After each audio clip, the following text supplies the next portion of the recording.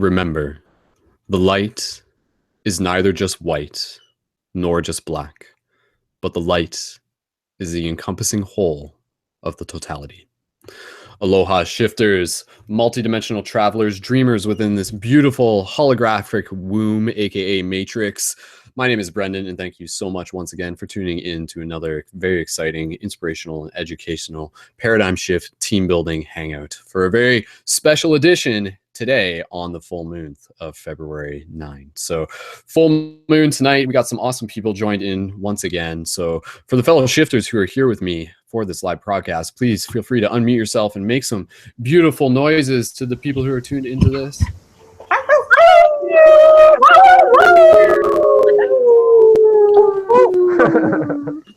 Awesome, guys. Well, it feels good to howl on the full moon. And as always, thank you so much once again, everyone, for joining this. This, as I mentioned, is a paradigm shift team building hangout. And for those of you who may be entirely new, welcome.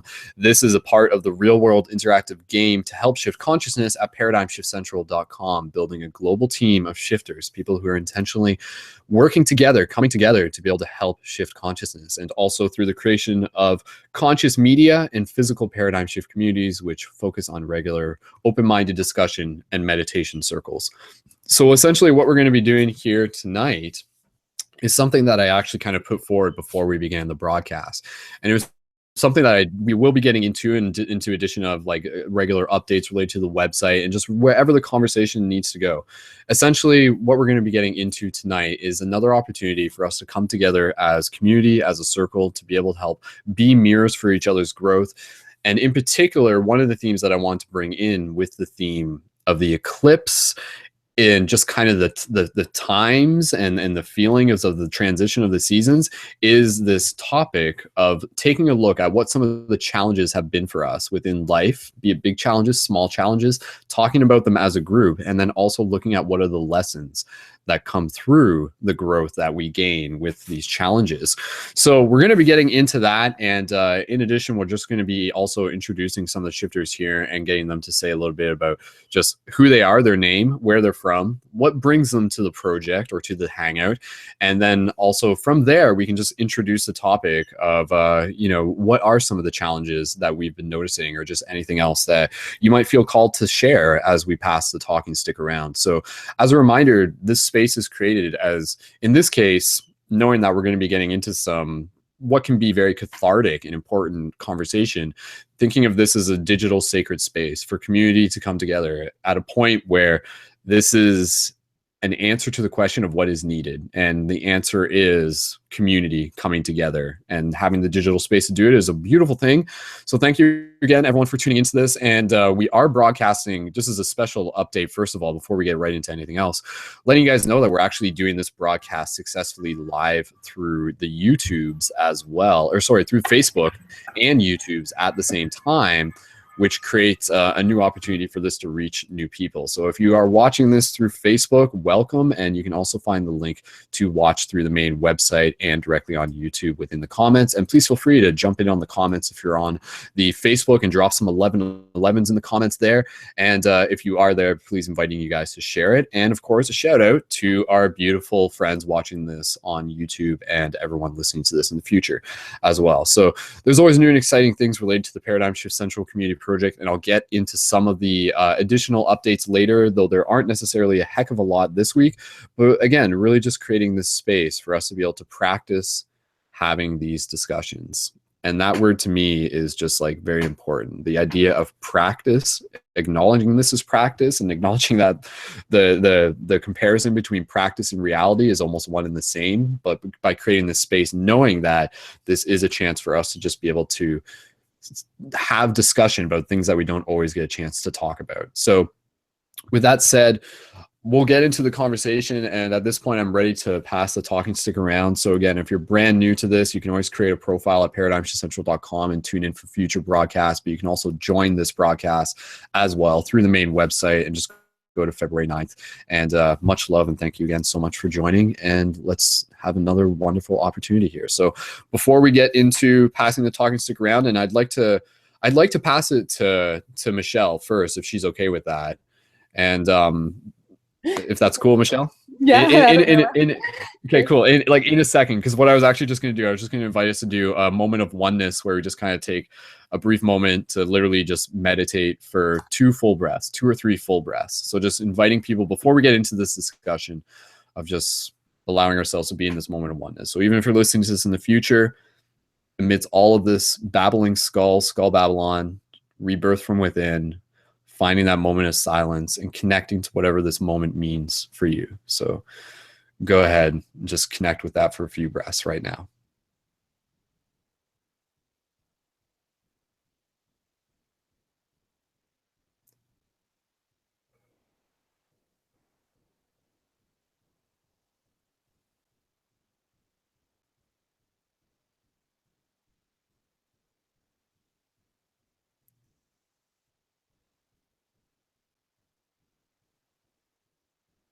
And just one more breath.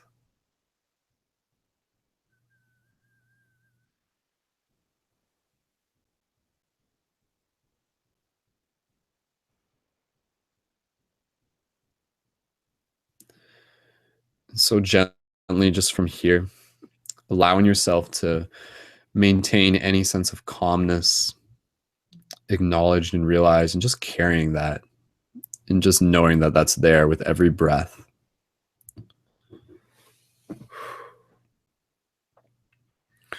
So again, just thanking everyone for being a part of this, for being a part of this bigger story. This again, I mentioned in the beginning, the word matrix. A lot of people are familiar with that word. The word in its origins is far beyond the movie that many of us are familiar with. And of course, at its core, matrix, matriarch, it's in reference to a womb. So the matrix is essentially what we are always in, is almost like the placenta. It is the womb, it is the shell that gives life. And yet with any womb, it is also there to create our growth.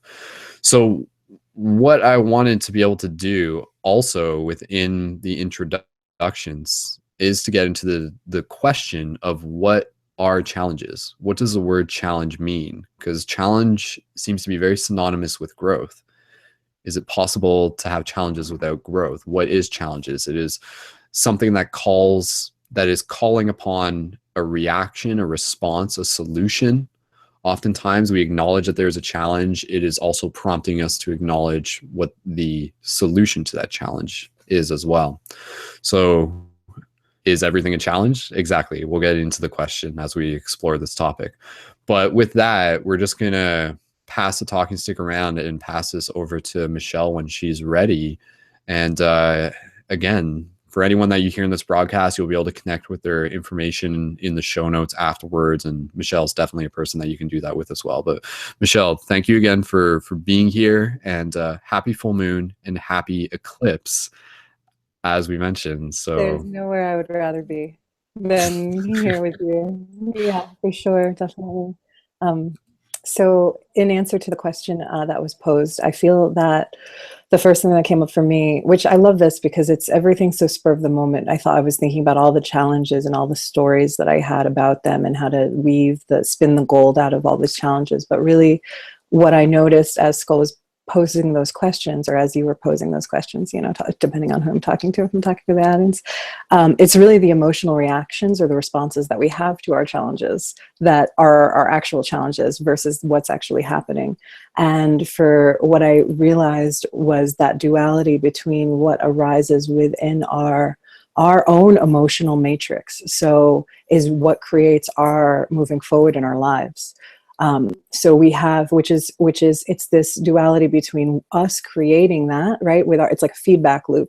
We create that, we have desires, and then we see things manifest in our outside reality, and then we have emotional triggers or reaction to those desires, which are not really based on what I've been working with this week for this eclipse. And I had a very powerful healing experience over the weekend and the last few days, was realizing that what was showing up in my experience was not what was upsetting me. And as I went into the pain of it, that lived in my emotional matrix, that lived in my body, I sat with the pain of it. I went underneath it, and it uncovered an actual desire that I wasn't even aware that I had. And I feel that some of the challenges arise because our spirits, our higher selves, our souls are always calling us to mature and to go forward and to grow and to expand. And something that I've spoken about before is like, we can't expand by doing the same thing repeatedly. Otherwise, those are our patterns. And that's actually how the consensus reality lives, is they just repeat these patterns. But with consciousness and conscious beings, we become aware of those patterns. We break down those patterns, and then we start to move towards our higher and more conscious archetypes versus the ones that are more reactive. So that is painful and not easy. And some of the growth is the discomfort of making choices from our higher selves and those higher callings. So that's a little nutshell. And then I just want to say again how powerful it was to actually sit with the energy as it feels, as you feel it inside you, and then really ask yourself what is your real challenge? What is actually happening here versus what's showing up in my reality? Because I know a lot of us in this eclipse time, just to throw down a little astrology, eclipse now, eclipse in 2 weeks from now, solar eclipse, lunar eclipse is first. And I've got this from Kai Pacha, who's an amazing astrologer. The lunar eclipse is an emotional one where we're saying what needs to be said, and we're kind of excavating as these things come out in our emotional matrix. They arise within us, like to the surface, so they can be cleared away from us. And then I really see a rebirth from within, right? Rebirth on the solar eclipse on 2/26, which is happening. And I really believe, because the way that I see patterns and the way that I understand astrology is that the 2017 really kicks on at the end of this month. And then we're going to, with the spring, as you were talking about the transition between the spring and that edginess. So there's a clearing that's happening for this next 2 weeks where we get to decide what we want to remove from our life, right? With every full moon, we do releases, etc. But it's just a very potent time to really channel into like, all right, what am I wanting to birth as we go into spring? Because there was a lot of clearing, I think, for the last like 4 month cycle for a lot of us. The rainbow warriors that I talk about, that we needed to push out a lot and redo the new. 16 was a transformational kick-ass year, and 17 can be very, very functional. But I feel like that womb, like we've been in a womb, I think, for winter. I have personally, because I moved to Boulder, which actually allowed me to experience winter for the first time since moving to living in Florida, so that hibernation, there was a lot of like deep work that went on for me personally. And now I feel like this moon is like, like bringing it even more to like the up and the rise out. Like, no, we really want you to get this lesson. So bringing it back to challenges that's what's happening, is like our souls, our higher selves, our spirits, our guides, our angels, our alien friends on the other planets who guide us, are really pushing us to make those choices for growth so that we can expand and really live out our true destiny. That's a challenging process, because it's that whole seed breaks out of the shell or the moth. The caterpillar becomes a butterfly, which is a challenge because you have to turn to soup. But then, then you have wings and you fly. So,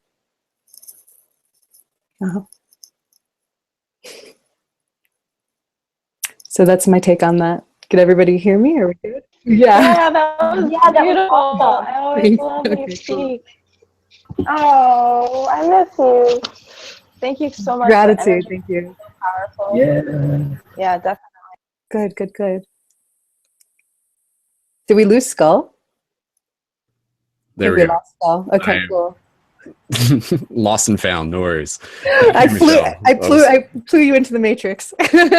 Yeah, no, I was hearing that. My computer was glitching on my end, but it's cool because things are so psychic right now. And I feel like, again, part of what's great about these discussions is things come up that are very of the collective. It can almost be thought of as like one being having a conversation with itself through us in a way. But what you were talking about, again, with the analogy of like the butterfly and the cocoon and everything like that, one thing that I want to mention, because I feel it's a very simple paradigm shifty idea, but it can be very powerful, and perhaps sharing it now will give people additional perspective on even the rest of the show and what they hear from it. What I was going to mention, and this was something that was just sort of like shared through another person who's a great spiritual teacher, Savan Bomar, and I'll just drop his name now, Sevanbomar, Savan Bomar. He's wonderful. You can check out lots of his stuff on YouTube. One of the things he was talking about that for me just makes a lot of sense is understanding that like right now, we have a lot of us essentially what is around us almost as like a husk, and that very specific word is a word that I think describes it, because like this husk is something that in its own form is actually kind of like getting in the way between ourselves and our transmission with source energy, if you can think of it that way. So because this husk, which is almost like a shell, is around us, the source energy that we use to fuel our daily lives, to fuel our personality, our inspiration, our creativity, we're not getting the full feed of that. But the good news is that you can actually like punch through this husk through lifestyle choices, like better exercise, better diet, cleaning out your gut and everything like that, mindfulness, all of these things. They help you punch through this husk, which again is almost like the metaphor for like the caterpillar breaking out of its shell.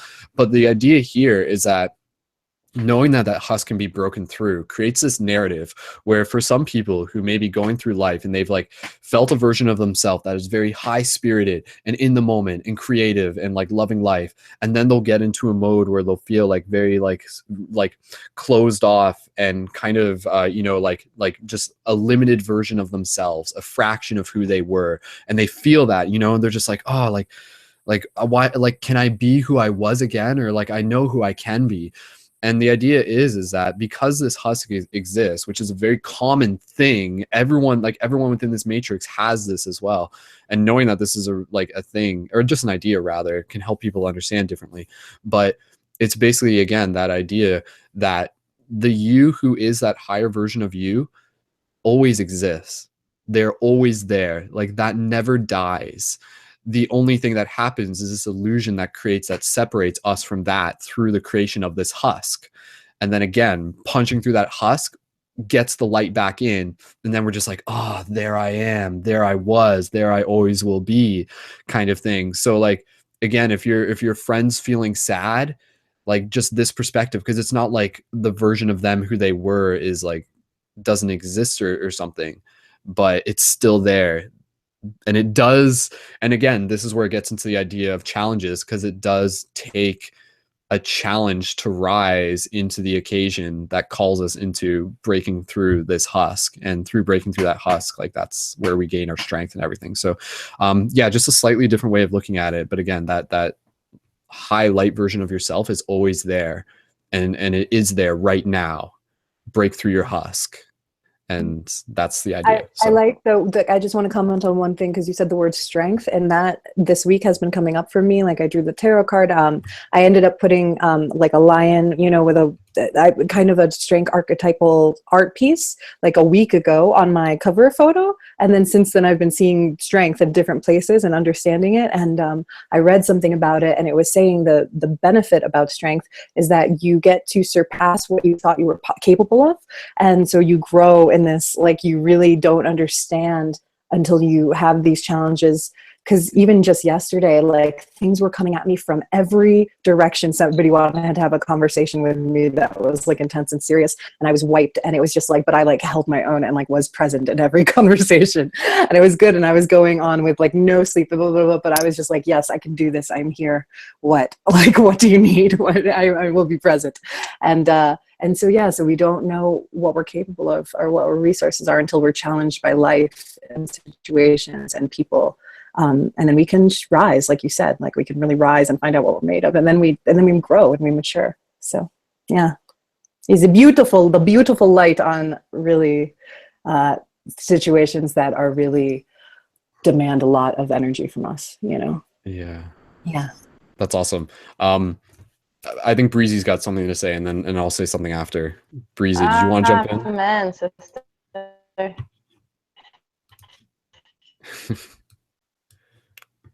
Brianna, go ahead if you like. I know you had your microphone unmuted, so I wasn't sure if you wanted to. Just agreeing with Michelle. So, like you said, Okay, feel cool. which. Brianna, I think your microphone's actually a little choppy, or just cut out there, but no worries.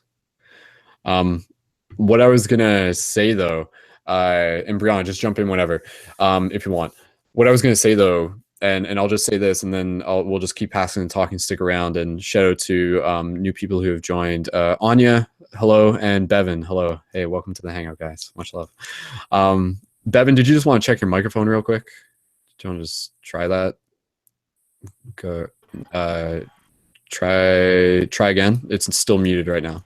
So, all right, we'll let you figure that out and then just jump in whenever. No worries. And I think Anya's microphone is okay. Anya, do you just want to do microphone check real quick? If you're there, and no worries if not, we'll do it in a minute. Okay, so going back on what Michelle and myself and just the conversation in general, getting into this discussion of challenges, we realized that, yes, like, Bevan, go ahead, try again. I figured out my microphone. Perfect. Awesome. Welcome to the Hangout. Thank you. Okay. Okay, so I'll just say a quick point here, and then whoever wants to introduce himself next, go ahead.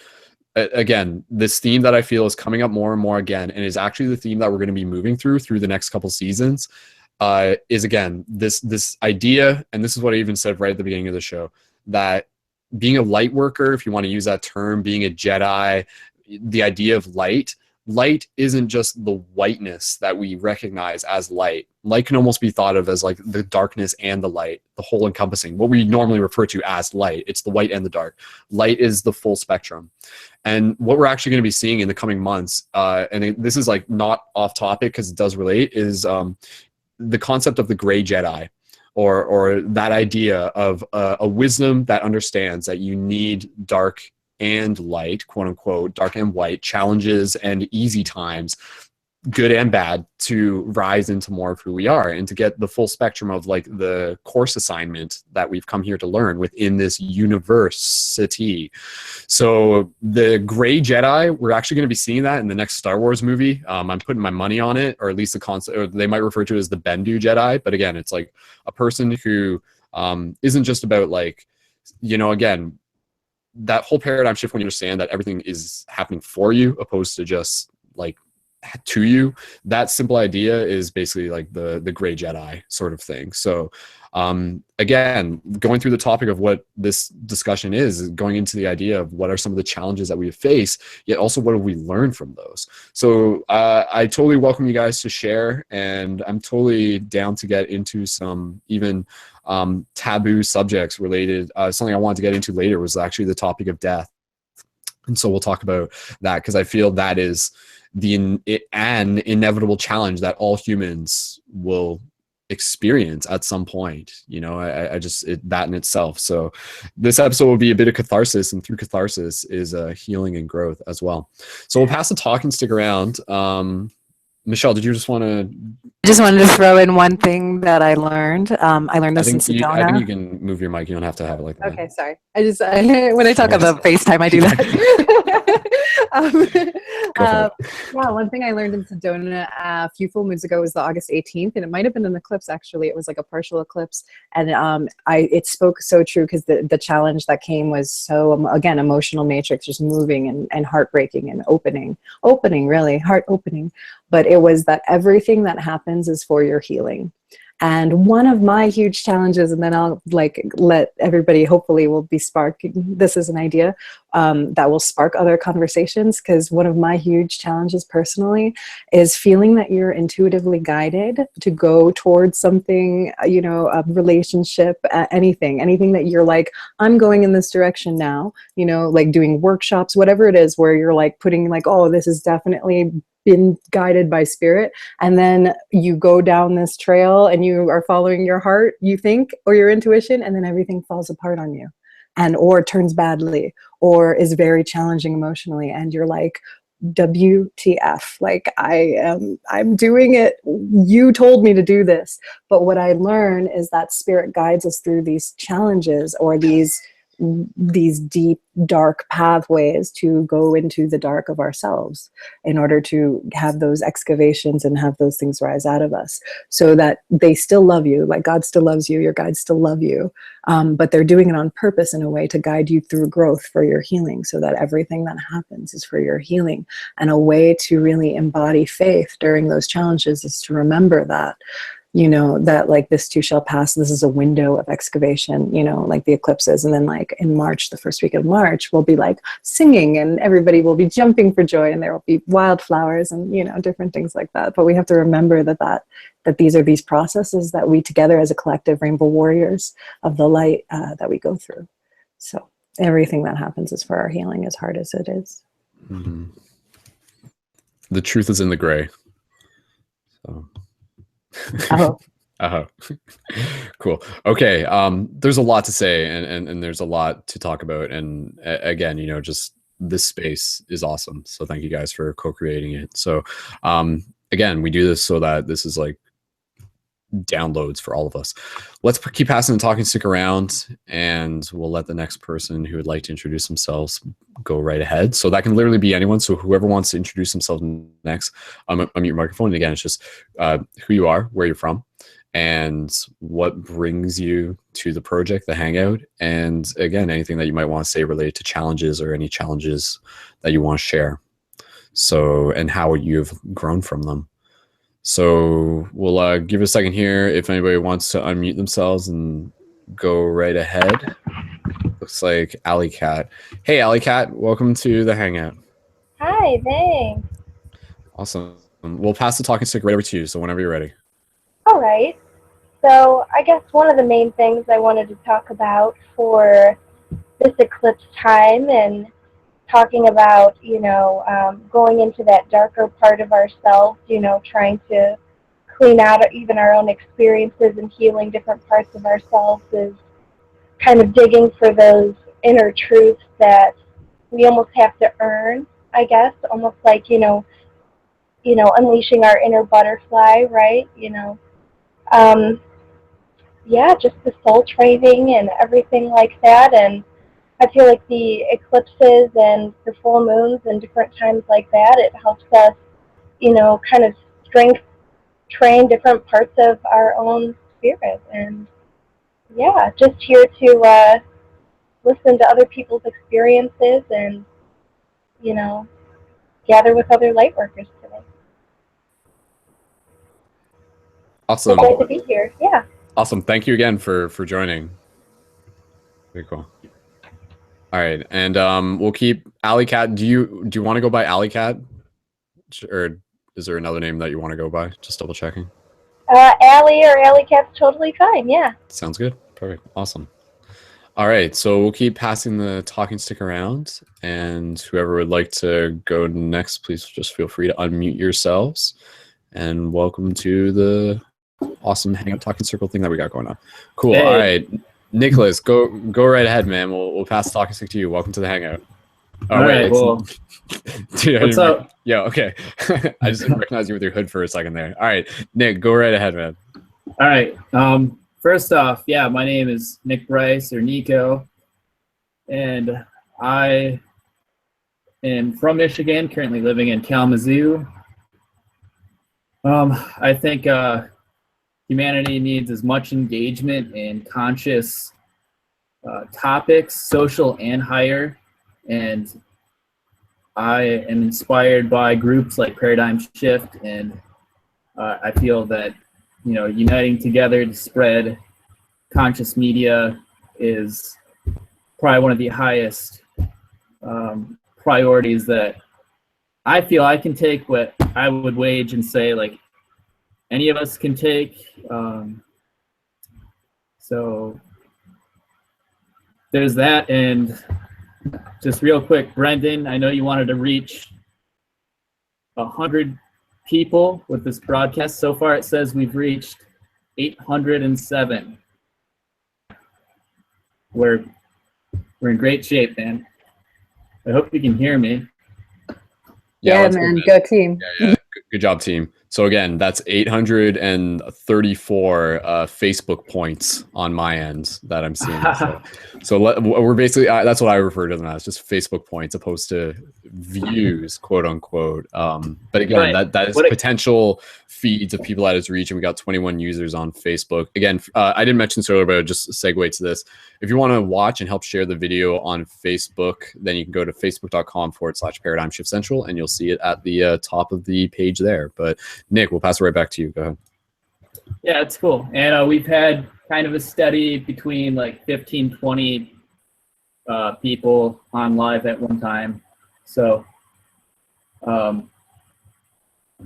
yeah, I'm definitely interested in just discussing how we can reach more people to help find that 100th monkey, to shift us all collectively as humanity into, you know, a higher dimension of Earth. Word, man, word. And dude, thank you for joining again. Is there anything else you want to say at the moment? I had an idea there, but okay, I'll just jump in. Yeah, I guess. Go ahead. I'll just plug real quick. I've got a project too that I'm just looking to collaborate with other conscious media peeps at this point, called Third Eye Horizon, and doing live broadcasts and collaborating with content creators. So if people are interested, you can find me on Facebook, Third with the number 3 RD Horizon. And yeah, let's find that 100th monkey already. Word, man. Awesome. And dude, thank you again for helping with the live broadcast through Facebook. Super appreciate it, man. And we'll add in the links and stuff. Definitely. My honor, man. More future collabs with Third Eye Horizon and Paradigm Shift for more awesomeness. Stay tuned. Awesome, man. I was going to say, and again, I just want to open this up into discussion and introductions as we kind of go. And again, this platform is a great, awesome opportunity for all of us who have our own projects and media to be able to share them with each other. Focusing back in on something Nick said that just got me thinking again. There seems to be this narrative within the not just light worker community, but just kind of like the hope of people in general, or just kind of the human story. This idea of like trying to awaken humanity before it's too late, or something like that, or trying to like awaken everyone. But the other side of this is that, or is it actually natural that there will always be people who are asleep? Like, is that actually a thing? Like, our objective literally is not to try and wake everyone up, but to understand that there will always be people who are asleep. And again, like that in itself is kind of like the black and the white, the gray kind of thing. But yeah, like I do feel that everyone has the potential to awaken to more of the bigger picture of reality, which again gets into a lot of the paradigm shifty ideas of our multidimensional reality, which again, this broadcast is a portal to helping more people realize through their own understanding as well. But yeah, I think a lot of people will always be asleep here on Earth. It's just kind of, that's part of the process. But can there be individual civilizations where there's a heck of a lot of people awake at once? Absolutely. It's possible. Community. So, but I don't know if anybody just wanted to jump in or anything related to discussion points of that nature, but feel free, and then we'll keep going around with introductions. Michelle, go right ahead. Oh, I was going to say, Nick, go ahead. But I just wanted a weird random thing that popped into my head when you said that is Yogi Bhajan has this, and I heard this from Gabrielle Bernstein. If 1/3 of the people are going to die, 1/3 of the people are going to go crazy, and then another third of the people are going to wake up. And he said that this is, if you think about like the yugas, which are cycles of time. So we are not in the golden age now. We're on a transition team between the dark age that was, I'd say, in the past, and then moving into, they call it the Aquarian age, which is really a transitional time. And again, quoting Kai Pacha's astrology, he says like in 2025, like you and I, Skull, both have had the 2020 things are going to hit the fan and be pretty intense, you know? But he said in 2025 is when the new wave of Aquarius is actually going to start happening. So even more people, we're going to feel the effects of the seeds that we're planting now, I guess in, like 8 years or so. So, and that's when we're going to see, because what things obviously with the state of the world now are going to fall apart before they get better, and going to like Nick, and you probably want to mention this, like you just talked about the drilling that's happening now. So things are like drastically socio-economically, like socially, like very in turmoil, and there's a lot of pain. So I feel like all of our kind are being geared up to rise into leadership, into authority, into like a safe haven for people who are going to want to have another way of life, want to have that waking up thing. I don't know if everybody will always be asleep, depending on how bad it gets, because I think that challenge, again, it jars us to awaken, or at least want something different than what's actually happening. So Nick, what would you like to say on that? I want to throw it to you. Nick, go right ahead. Yeah, so I have an interesting take on the whole thing that's going on with a bunch of people rising up, even Trump, and what we're seeing in our politics. I feel personally that our humanity's collective consciousness is facing its collective shadow self and being forced to address the shadow self, sort of like we personally would address our own shadow self and really address its needs, and to find that balance in harmony with existing with that part of our duality, so we can address it into after that happens, the unity consciousness from there.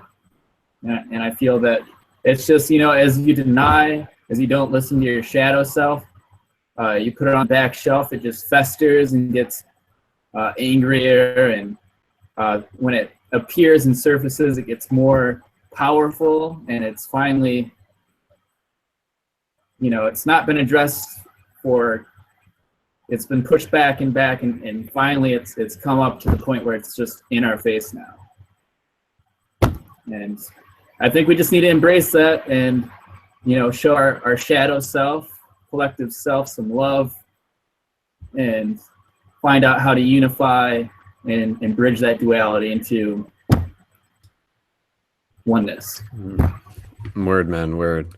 Totally. Yeah. Again, like it's very worthwhile to recognize that, again, the micro is the macro, and the country, the world in itself is going through this whole like growth process by seeing the darkness within it. And we've talked about this plenty of times, like the idea that the problem is the solution, that like sometimes things have to fall apart before they can be rebuilt. The fate of destruction is the joy of rebirth, that internal alchemy process of just like burning into fire and then like growing and rising from the ashes kind of thing.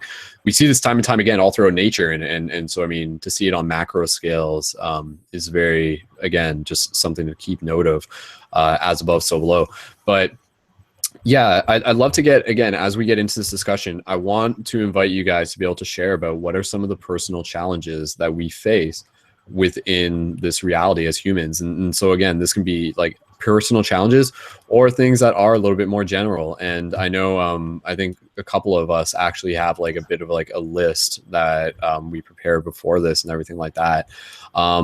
But again, like some of the lessons that I was just writing down, or some of the challenges would be like the challenge of like learning to let go, the challenge of adjusting habits, the challenge of being quote unquote stuck in the matrix, the challenge of things that are not necessarily like a negative thing, but are actually the task involved with perhaps manifesting something, such as the challenge of organizing a project, the challenge of creating art, the challenge of manifesting your dreams in that sense. So again, like oftentimes we take the word challenge and we just kind of put it into this thing of like something we don't want, or something that like is like making us feel bad. But challenges as a word, again, getting into the philosophy of what challenges are, is more about like something that calls upon some sort of call to action. And so a challenge is essentially a path, and those paths can go in many different places. And even again, like I wrote this down, like financial challenges, working with money, that is a super important challenge that all of us go through at some point within our existence, presumably as humans for the time being. And again, like challenges of task mastering, challenges of speaking, challenges of even eating, challenges of like self-imagery, self-worth, self-confidence. And of course, even the challenge, and this is what I wrote down, I alluded to earlier, but even the challenge of like dealing with death. And this is something where like, I'll just mention this now because it's just within the moment, but something that I feel is like a really powerful place to go into when having discussion for community, to be able to like see with more eyes, or to look in places that we often don't think to look.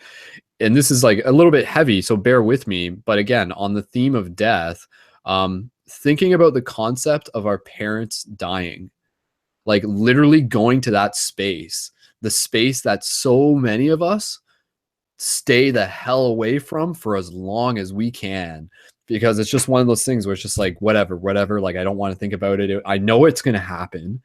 It's inevitable. And yet it's again, like something that in itself is can be, as many things are and always will be, a beautiful lesson, a beautiful opportunity, a beautiful experience. obviously beautiful can be a very subjective word. But, you know, I think back on to not just like thinking, not just in particular about the topic of thinking about our parents dying, but I do invite people to sit with that idea should they choose to when the time feels right for them. And not to say that's what we're doing right now, but again, for me, even just related to the topic of death, I'm thinking back to most recently the experience that I had over the summer with the death of my dog Shelby. And a lot of you would have seen this broadcast. I posted about it. I made like a video afterwards about it. We did live broadcasts. And without even having to get too much into that experience, I'd be happy to talk about it if the interest is there. But that experience, again, of just like being able to walk my dog across the Golden Bridge or through like, you know, through the gates, or literally just be with them through that transition stage, to me was super, super challenging, but also super, super psychedelic, meaning it brought me closer to like the almost like the godness within this reality. Like it brings you to that edge where like things are just like so there that you can't look away from it. It's almost like that ineffable sequence of words that again just describe us when we're like at that precipice of understanding what life is. And again, like life is often made visible through the retrospect of being so close to death. So again, if that's something that you guys feel called to talk about, I just want you to know that this is a safe space for us to be able to talk about that topic, because I feel literally that a big part of, and this is almost like going back to like, again, like Jedi Sith meditation concepts, but sometimes if we meditate on the things that are hard, it allows us to face them with more courage when they arise, should they arise. So again, like meditating on even a theoretical situation that might make you angry could help you address it with more mindfulness when the time comes. This is a very unusual way, because it's just like, you know, like why would you bother thinking about something that you don't want to happen? But at the same time, it's also about meditating away a sense of control that you subconsciously may wish to have over a situation and letting go. And again, I feel like there's a lot more that could be sort of talked about that, but just all of what I just said there, just kind of sharing that. And before we go anywhere, it's 11:11 right now. So again, just kind of like taking a moment here, we'll just do like another quick, let's do another quick 2 breaths to get into a space of oneness. Let's do an Om. Can we do an Om? There we go. That sounds like a good idea. We can do 3. I was going to say, Michelle, do you want to lead us through the Om? Sure. Your idea? All right, Okay, cool. no problem. Yeah. All right, cool. Okay, so Michelle's going to lead through the Om. So I guess that means everybody unmute if you want to everybody Om with us. unmute. Yeah, I'm just thinking technical wise, it should. And I'm gonna put my hand on my heart. Okay. Hello, everyone. All right, so everyone, go ahead. We'll unmute ourselves. We'll try this. The feeds will kind of phase in and out, but it will sound beautiful nonetheless. All right, so everybody, let's just take a deep breath in and an exhale. So all together.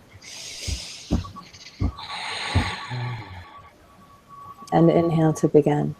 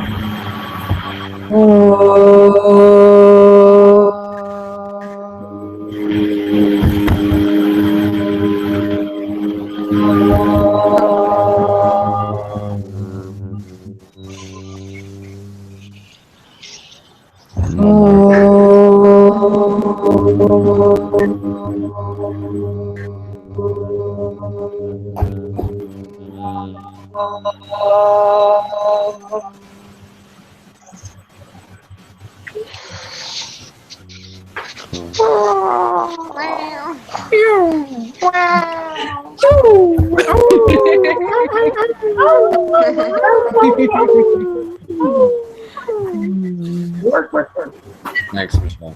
Roof. My pleasure. Hey guys, what sound does the wolf make? The wolf goes wolf, wolf, wolf, wolf, wolf, wolf. Support. It's funny because it's obvious. Bark, yeah. All right, Michelle, thank you. That is beautiful, and I think just like the extra layer of technology on it is just an interesting thing in itself too. So, The Matrix, baby. yeah, it's like listening to it closed eyes. It's like this like hyperspace where it's like it's kind of cool. All right, so flying through hyperspace. Thank you again, everyone, for tuning into this. And for those of you either on YouTube or Facebook, please feel free to continue to invite your friends. And if you do want to join, you can go through the main Paradigm Shift Central website and check the live chat because there's also links in there as well. So with that said, let's keep passing the talking stick around and going back a moment and the things I was talking about related to death and meditation and just inviting you guys to share what are some of the challenges that you guys have gone through as much as you would like to share. Knowing that, I'll just drop this last seed, knowing that oftentimes what's beautiful about sharing our challenges as a community is that when we share our stories of not only our challenges, but how we rise above them and rise through them, it gives inspiration to other people who are going to be listening to this, who perhaps may be going through things of similar nature. So, you know, when you hear someone say like, oh, like this is how I overcame this ... and someone's just like, whoa, like that person did that, I can do it too. And so we can almost create like a checklist of like all the different challenges that we've gone through, knowing that every check is a reiteration that like every challenge is something that we can get through. The universe will only give us what we can handle. That is a very powerful idea in itself. So let's keep passing talking stick around, and whoever would like to hold it next and do any sort of introduction, please feel free to unmute yourself and we'll pass the talking stick to you. So if that would be Bevan, then we'll do that. So hi, Bevan. Welcome to the Hangout. Hi, I'm happy to be here. Yay. Awesome. Well, I'm glad you made it, and we'll pass the talking stick right to you. And Bevan is a fellow conscious media creator, so you'll see plenty more videos from her in the future, I'm sure. So Bevan, thank you for joining. Yay. Okay, so I'm Bevan. Well, I'm glad you made it, and we'll pass the talking stick. 1 second, we're just, there we go, you're good. Oh. Hi, Zoe. Zoe just came in, so all right, go ahead, Bevan. Okay, so I'm Bevan. I'm from Michigan. I'm living in Ann Arbor, Michigan right now. And well, I guess I'll just kind of share like what I went through today. Woke up this morning just feeling really down and not really motivated and kind of feeling like I was lost. And I've really been learning how to just work with these feelings that come up and not push them away, and just be present with them and try and understand like where is it coming from and why am I feeling that way. And a lot of it I think was just like I was hanging out with some awesome Soul Tribe friends for a couple days, and then I came back home and I felt like, oh man, I'm back at my parents' house and I feel kind of lonely. And but then it's what I think I was really wanting to feel within myself, or being called to like raise to the occasion for within myself, was just coming to a deeper space of just knowing that I'm my own source of happiness and love. And yeah. Also, I felt like with that feeling of being lost and not really knowing what to do, or not really feeling motivated and not really being able to myself in my heart space, just working through that by dancing or doing meditation and kind of just like taking more action and getting the ball rolling instead of just sulking in it has really worked for me. So yeah. Also writing out things too. Writing has really helped me, just writing poems or my feelings or like other things as well. Yeah, it all comes back to self-love, and the more we just love ourselves, the easier it becomes to just be able to face any challenge and flip that switch from experiencing something as negative to internalizing it and making it something positive. Yeah, I think that's all I want to share now. Awesome. Yeah, I hear That's you perfect. saying that it's important to Brittany. take time for self-care. Yes, very much so. I like that. Mhm. Awesome. Yes, Bevan, thank you. And again, you know, like with this topic of challenges, what I feel is interesting is that to me, there seems to be this correlation between mindfulness as one increases their consciousness, as one becomes more mindful of themselves, their habits, the nature of this hyperdelic human vessel that we are inhabitants of, and how to govern our own consciousness. There seems to be a correlation between as our consciousness expands, we seem to spend less time, the processing time between what Bevan said of like when something happens to you and it may feel really negative, and then sometimes we get held into that negative space, but if we take it in and process it, then we'll be able to see the positive of that situation.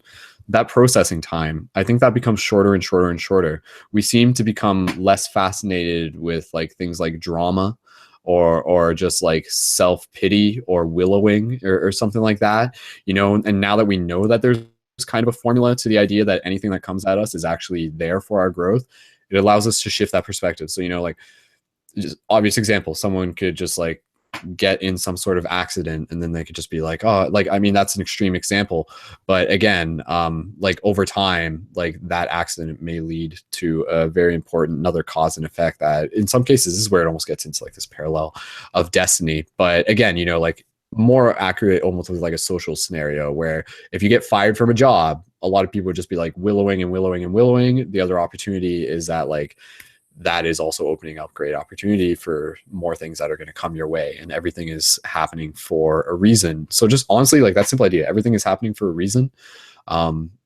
If you're just like in a place where you're just like, oh, like just that simple idea in the back of your mind can really carry momentum forward through some of the tougher times.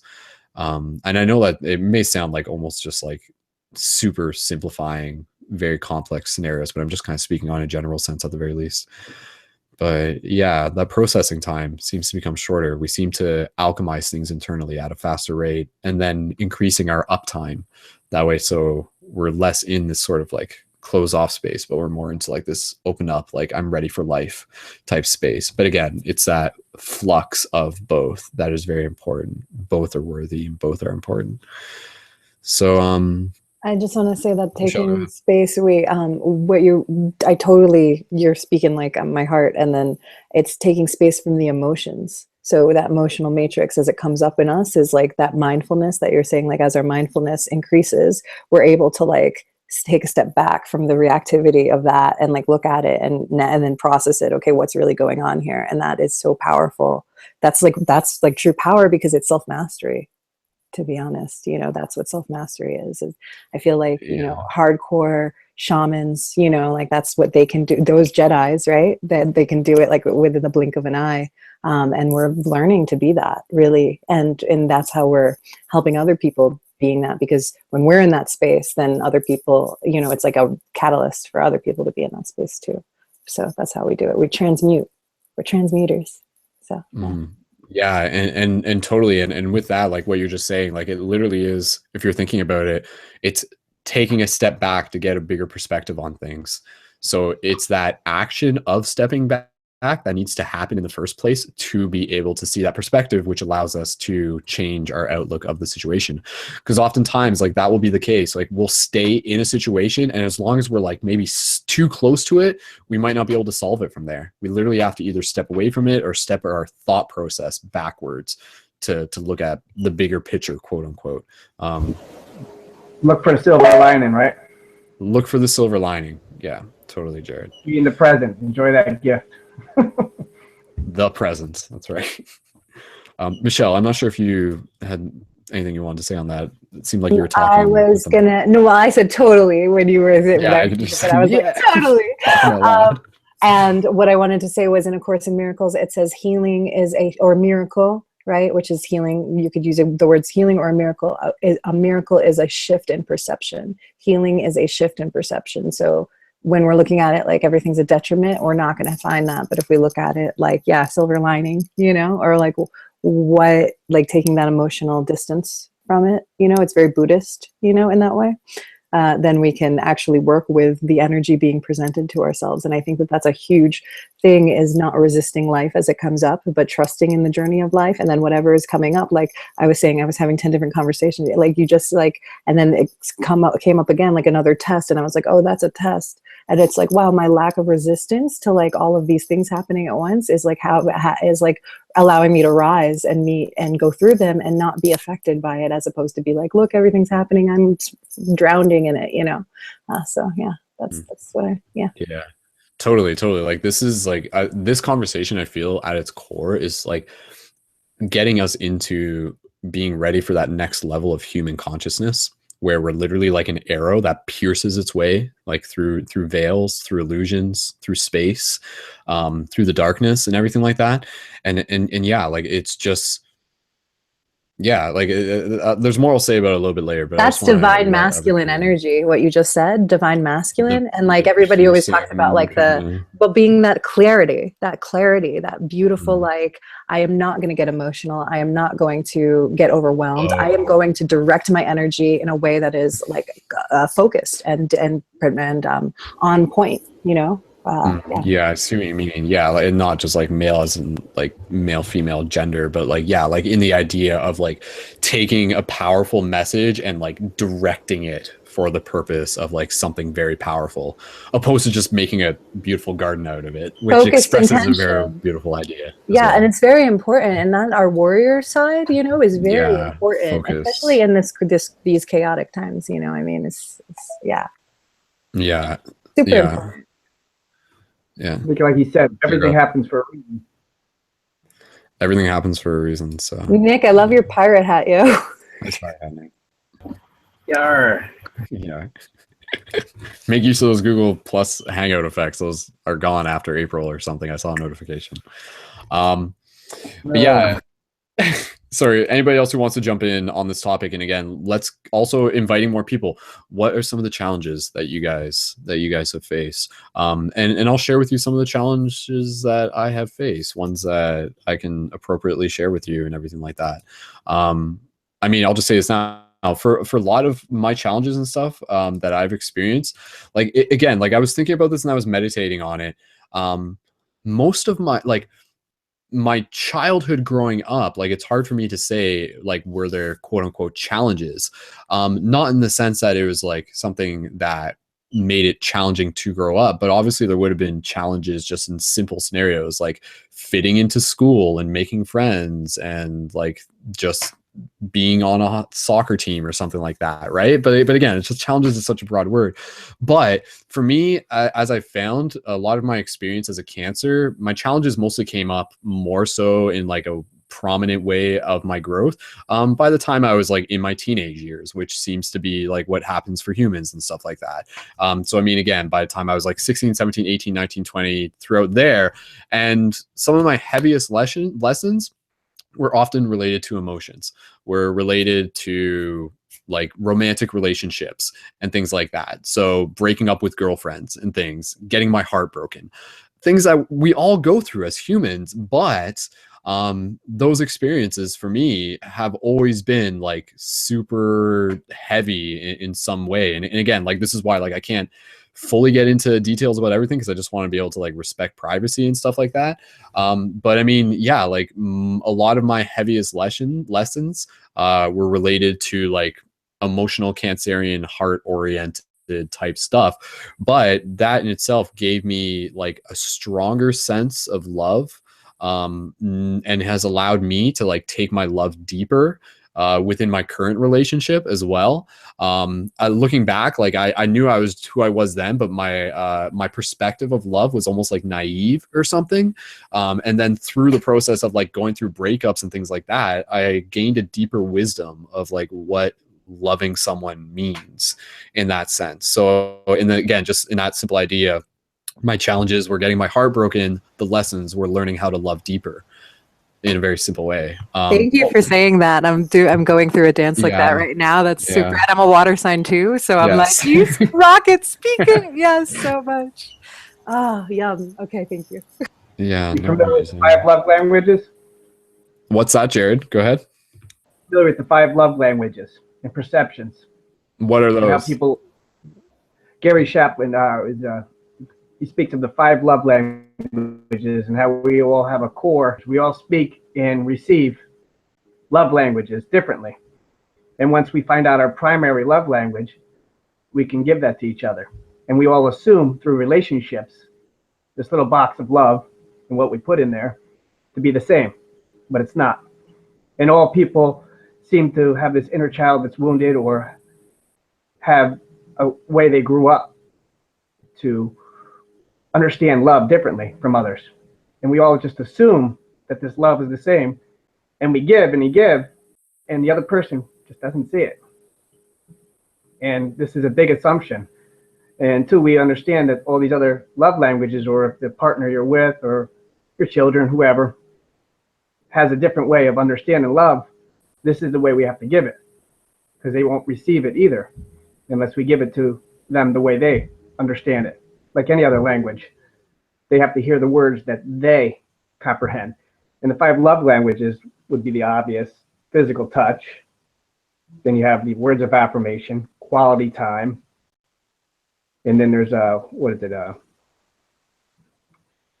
there's 2 other Acts ones. of service. Acts of Yeah, service. Yeah, that's how that one means nothing to some of it, It's like a little bit, I like that one. That's my primary, I think. If somebody does things for you, goes out of their way for you, I feel that moves me. You can get my attention that way. Like, I'm like, oh my gosh, okay, there's stuff, I think that's beautiful. The other one is gifts. Breezy put them in the chat. That's how I know. Gifts, yeah. I've active services I just keep doing, like autopilot,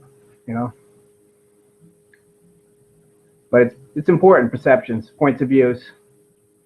And then there's the parentless child syndrome, that whole relationship thing, and how we expect the other opposite sex to be like the parent. They're absent. There are obvious implications from this. And we all seem to pick a mother figure if it's me, or a father figure for a woman. But if a woman doesn't have a father, or the guy doesn't have a mother, like myself, I lost my mom at 16. So when you talk about the topic of how does that affect somebody, losing a parent, I keep looking for it to this day, to stay in both realms, so to speak, because I know she wouldn't have given up on me if she ever lost me. So that affected me.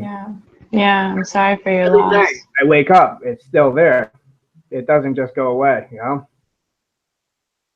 And it's something that actually started my whole conscious perception of what reality is. How can she just be gone? How can someone this wonderful be here and next minute she's gone? Where did she go? Started it all. Got my mind working, going in different directions, and here we are today. Like minds, looking to step in both realms, find a way to communicate. Astral travels away, dreams, just talk, they hear you. Definitely like journaling and meditation as well. Yeah. Mm-hmm. Jared, that was beautiful. Thank you Jared, for sharing. thank you. Yeah, that was really, and it's the grace. I mean, the hardest, I hope this doesn't sound trite, but like the hardest thing you're saying, you went through deep grief, but it opened your consciousness, and it was the hardest thing, and it still works with you. And there's another thing for women, especially, they think there's a guy's like, not a guy if he doesn't understand something.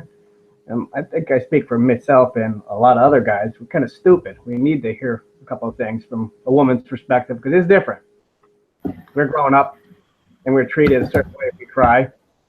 That's not right. So there's years of like abuse a man has to go through that a woman just doesn't have a clue, because they were never suppressed to not cry. Well, not all. There's always an exception. There are probably some women that weren't allowed to cry. But a lot of guys go through this, and it's not an easy thing for a guy to just cry or, you know, be authentic to their true feelings. And when they do, women expect to see something that's usually not what it is. You know? So that's another hurdle in perceptions. I think that's a beautiful awareness to our consciousness. I was just talking about it with, it's kind of the polarities are where in the generations that were like Michelle, you can move your. I'm sorry, force of habit. I'll stop doing that now. God. Go ahead. Yeah, I was just talking about this with my housemate about how delicate it is right now. The generations that were prior and their conditioning of what masculinity was versus the generations that are now who are more in my generation who are evolving in their consciousness and what that divine that balance is. And a lot of men are really like finding that, you know, there's deep strength in that feminine vulnerability and working with their heart. And how much, like Skull was saying, you know, like through your breakups, through your tragedies, like you're talking about. And you're right, the conditioning in our mass conscious society is totally opposite. There's great power in the things that we, like you were saying, you wanted to go into the taboo, like sexuality, you know, and death and emotions for men. Like those things are not things that we touch on in our day. We don't expect that in our day-to-day society, but when those things are expressed, that's actually where the magic is. That's where the depth of, like, that's where love exists because it's rare, you know. Go ahead, whoever wants to. I can hear you.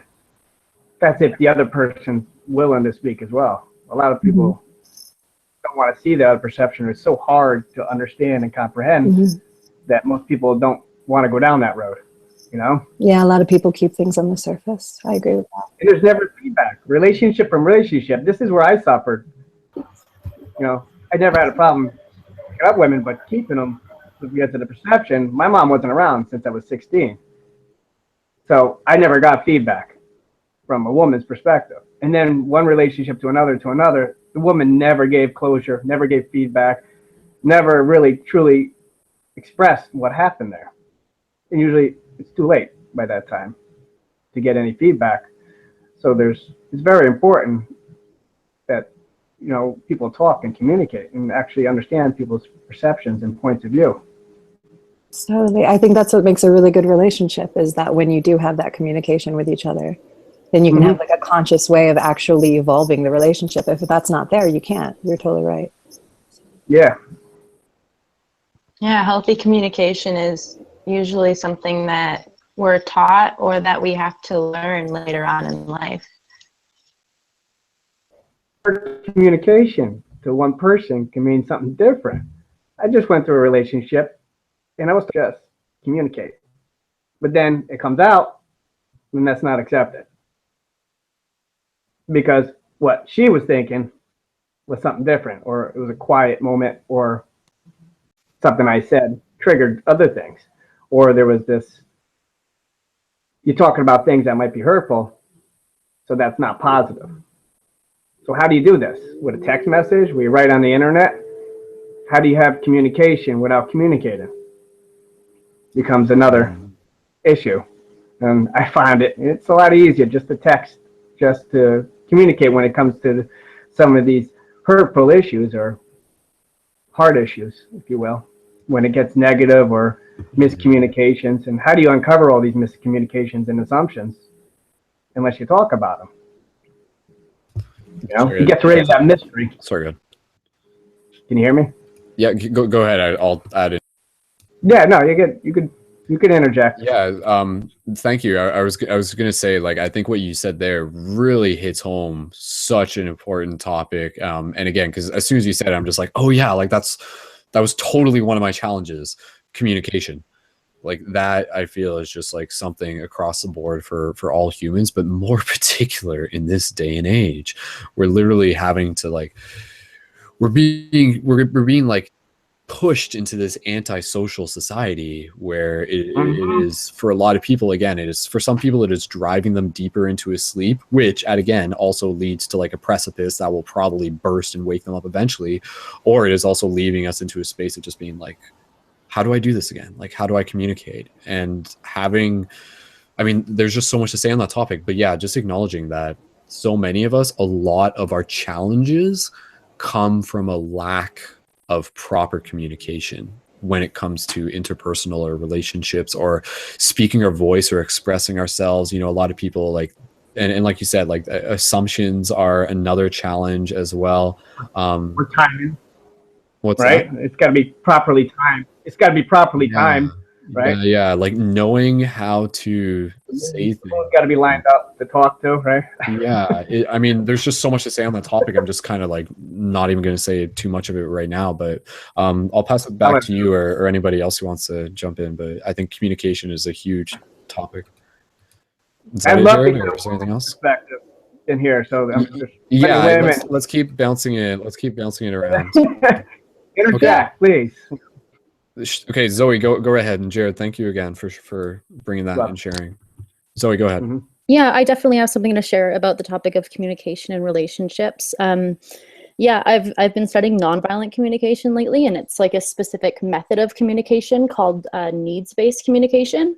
And I find that, I guess the piece that I'll share right now is that a lot of the expressions of conflict that we see in our interpersonal relationships, as well as just in daily life, it is very surface level. And I think that it's coming from a deeper place of expression, whether that be pain or anger or like anything that's going on. And a lot of people have a hard time being vulnerable enough to share that with, you know, whoever they're interacting with. And I think nonviolent communication is a really good structured way of communicating, because you can, like, it's so funny because we're so even disassociated from our own needs that it's even hard to go through this process on your own. But basically the process is you go within yourself and you search for what need is trying to be communicated through the conflict, and then you request it from the other person. So it's just like literally so simple, so clear, and you can cut all the bullshit that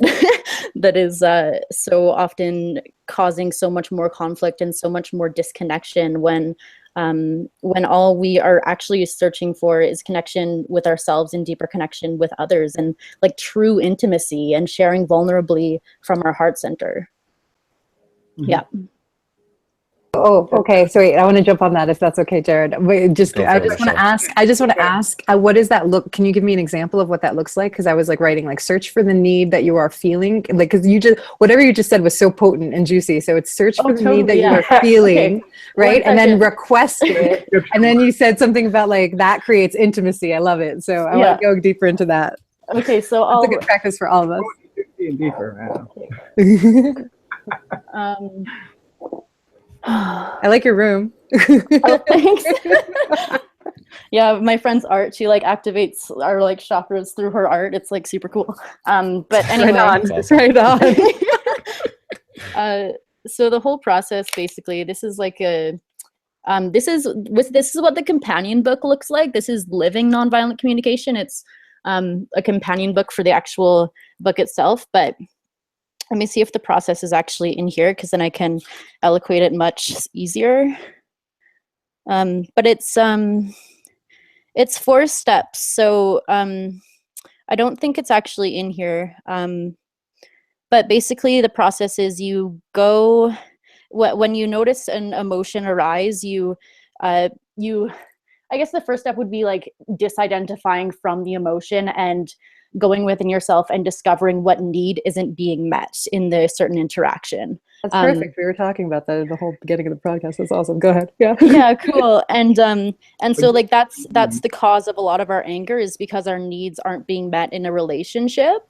And it's so hard because a lot of us are so disconnected from our own needs that we don't even know that that's the problem. We're just like, I need to be understood and you're not listening to me and all of this stuff. And but if we were to identify, like for this example of being misunderstood, if we were to identify like what it feels like to be misunderstood, and then to request in the other person, like, I need you to reflect what I'm saying, what I'm saying back to me. So for example, if I said, hey, I'm feeling misunderstood, the other person would say, okay, I am hearing that you're feeling misunderstood.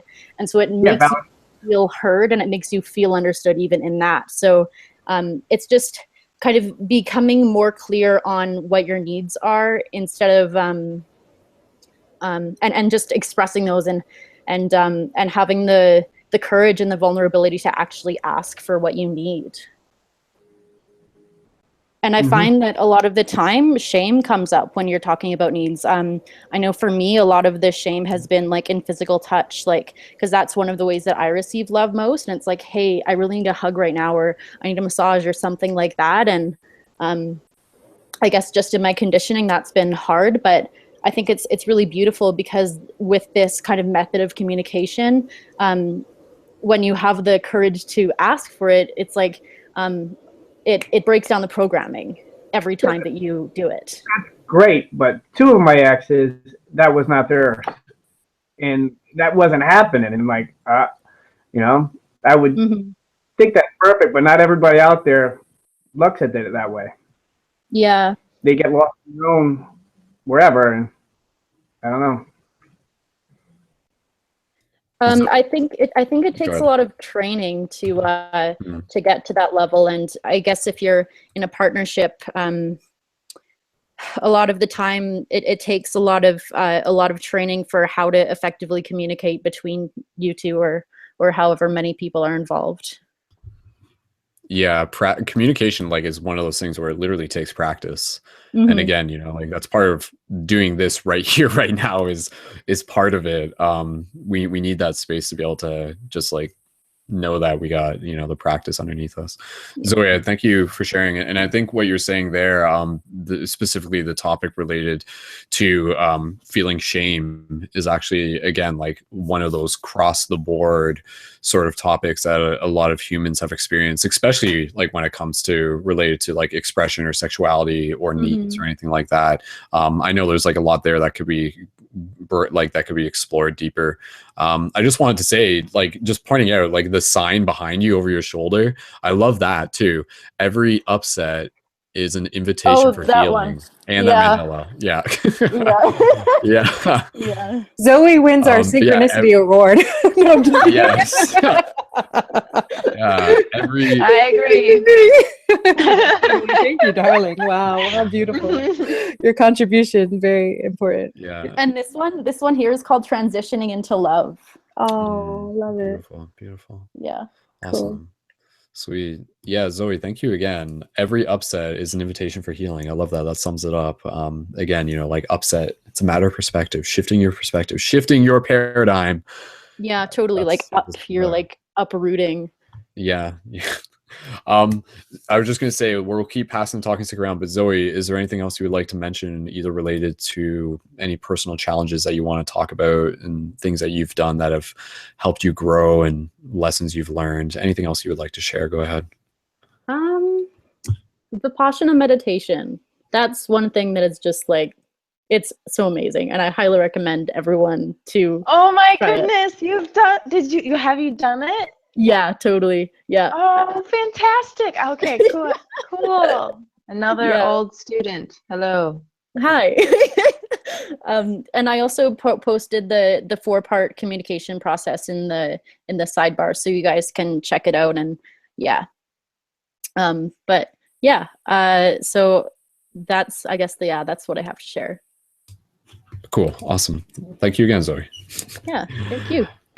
All right. Guys, let's keep bouncing around the talking stick. And again, we've got new people who've kind of joined here and there, and we do have a full hangout right now. So apologies for anybody who is looking to join and can't right now. If you can't, that's literally just because we have 10 people in here, but no worries. And I just want to, again, invite us to continue having discussions related to some of the challenges that we have faced and whatever it is that you guys want to talk about, and knowing that this is also like a place to talk about catharsis, to go through catharsis. Because like, I love the idea that the concept of purification through catharsis. That in itself is a very beautiful concept.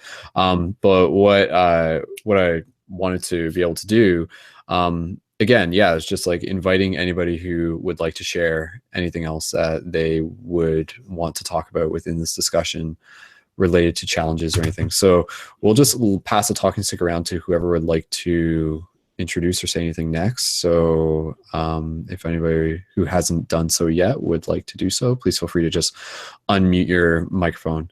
And one thing, sorry, I was just going to say, because I was kind of like trying to remember things, but I forgot it at the same time. What I remembered to remember again is what I feel is happening right now within the times and everything. It's very synchronistic that this topic just sort of seemed like the obvious topic to talk about right now. But at the same time, it's also riding on this wave of what I feel and what I am inviting other people to feel, and what I know a lot of other people are feeling, is this building excitement as we move closer into spring.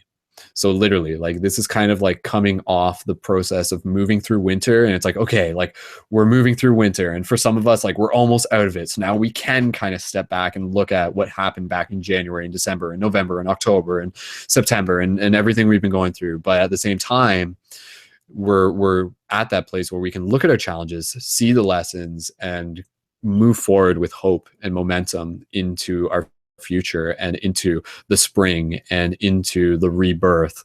And so this is something where, again, cycles and rotations and tarots and everything, the humans, we go through our own seasons as well. And even just knowing that and honoring that is a little paradigm shifty idea that can really help us, again, move through the experience with more ease. And not to say less challenges, just more ease. So, you know, like, that in itself, you're asking the universe not to say, don't bring me challenges, because if you don't get any challenges, you're not going to grow much, but to move through the challenges with ease and mindfulness and grace. So that would be my intention, just to kind of put out there for all of us.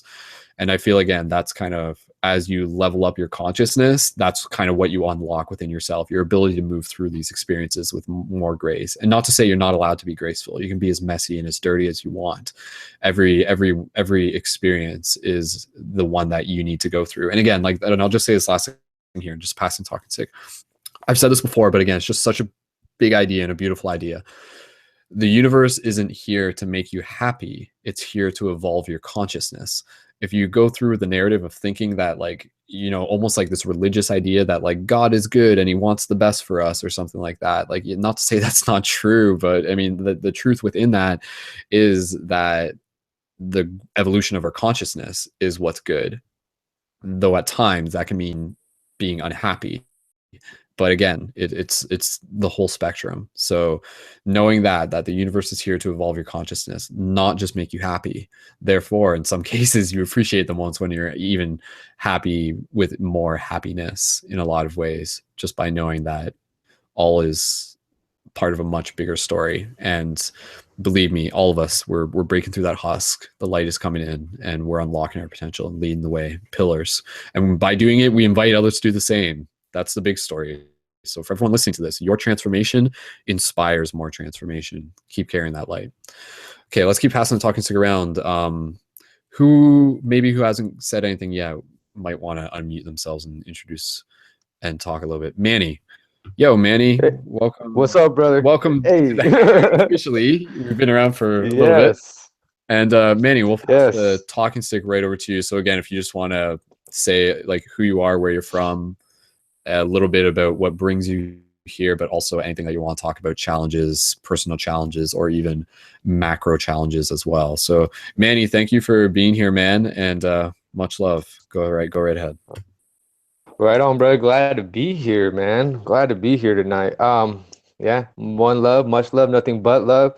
I am Manny. Everybody calls me Manny Mountains. You can add me on Facebook, Instagram, Twitter, or even check out mannymountains.com. I've been following the shift for a while, and it's nice to actually be a part of the hangout and to actually get to meet you beautiful people. So it's a pleasure to meet you guys. I hope you guys are all having a great night on this full moon. And so yeah, challenges, man, that's what to talk about with challenges. I think what I was getting out of this too, which was the last thought that came to my head. I took a lot of notes, but the last actual thought that entered my head when it came towards challenges was, I don't see challenges ever being a bad thing. I see a challenge being more of a dispute. Like, for instance, in the NFL, if you challenge a play, it's more of a dispute of the play, saying, hey, I feel like I shouldn't be going that way, that it was a wrong call on the field. It could possibly be a right call, but the fact that is to say, hey, I'm going to challenge it. Like, for instance, in the Bible, when when David challenged Goliath. I don't know what the outcome's necessarily going to be, but I'm going to go based upon faith. And I feel even within our own, I feel in every single chakra, for instance, the root chakra, to get, if your root chakra is out of alignment, you are dealing with the challenge of survival. You're not feeling safe. If your throat chakra is out of alignment, it's because you're not, being vocal enough. Or so challenges in my life would be definitely I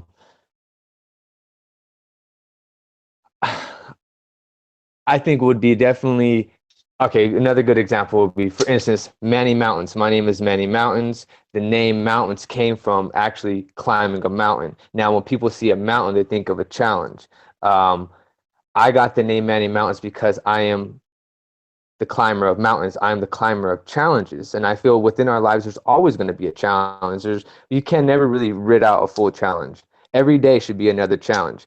Every day should be another day where we wake up and say, hey, what am I going to be able to come today? What am I going to be able to withstand? And how am I going to be able to grow today? What challenge am I going to face today? Which way can I grow today? And yeah, that's what I feel about challenges. And yeah, you guys said so much. Like, I took so many notes from you guys. Like, you guys said everything, man. But dude, I like it, man. Yeah. And what you're saying there, I think it's I want to drop it because I'm pretty sure it's a Bruce Lee quote. But again, like he says, like, don't wish for an easy life, wish for the strength to endure a challenging one, sort of thing. Something very similar to that. And again, I think it says something about the soul to have a challenging life, because that means that, like, your part of you is asking for this. So the bigger the challenge is, that means that you've got like a big destiny ahead of you, or something along those lines, if you choose to sort of run with that narrative. But just the simple idea in general that we literally have to, again, step back to that higher perspective, that over soul consciousness, that inner standing, that by being here incarnated on earth, you almost have to understand that as part of your contract to go through challenges. Like, if you come here and you're complaining about challenges, it's just like, dude, you chose the wrong game, or you chose this game to like learn how to get the lesson of this game. I love this. Heck yeah. Yeah. So, dude, Manny, I like it, man. Another challenge that I think a lot of us kind of go through is the challenge of, again, not even just a challenge, but the quest of finding ourselves, nosite ipsum, know thyself, and finding our voice. I was going to ask you, Manny, was that something that you, as you were talking about with like even how you got your name, was that, I mean, if you want to talk about that challenge, because I think it's a challenge for all of us, but the challenge of how we find our voice and how you kind of like found your identity, if that's something you can just kind of like reflect on or something. Because like, do you always feel who you were now was like who you were 4 years ago? Or do you feel like much more embodied in terms of who you are now? Have you found yourself and continue? Oh yeah. Go ahead. Oh, that's a good question to ask, and I'm glad you actually asked that and actually brought that up. Am I who I was 4 years from now? Definitely not. I mean, I've always been who I am today. It's in a way, it's always been in my inner core. But as far as a more of an expressive of who I am now, no. Challenges that I faced when I was younger would definitely be where I grew up at. I was involved in a lot of bad things. Life hasn't always been easy. Life has always been a challenge for me. And my awakening actually happened when I'm from California, originally from the high desert, ended up staying in the Riverside area. When I got older, when I was 19 years old, the day my daughter was born was the day I moved out of the darkness that I was in.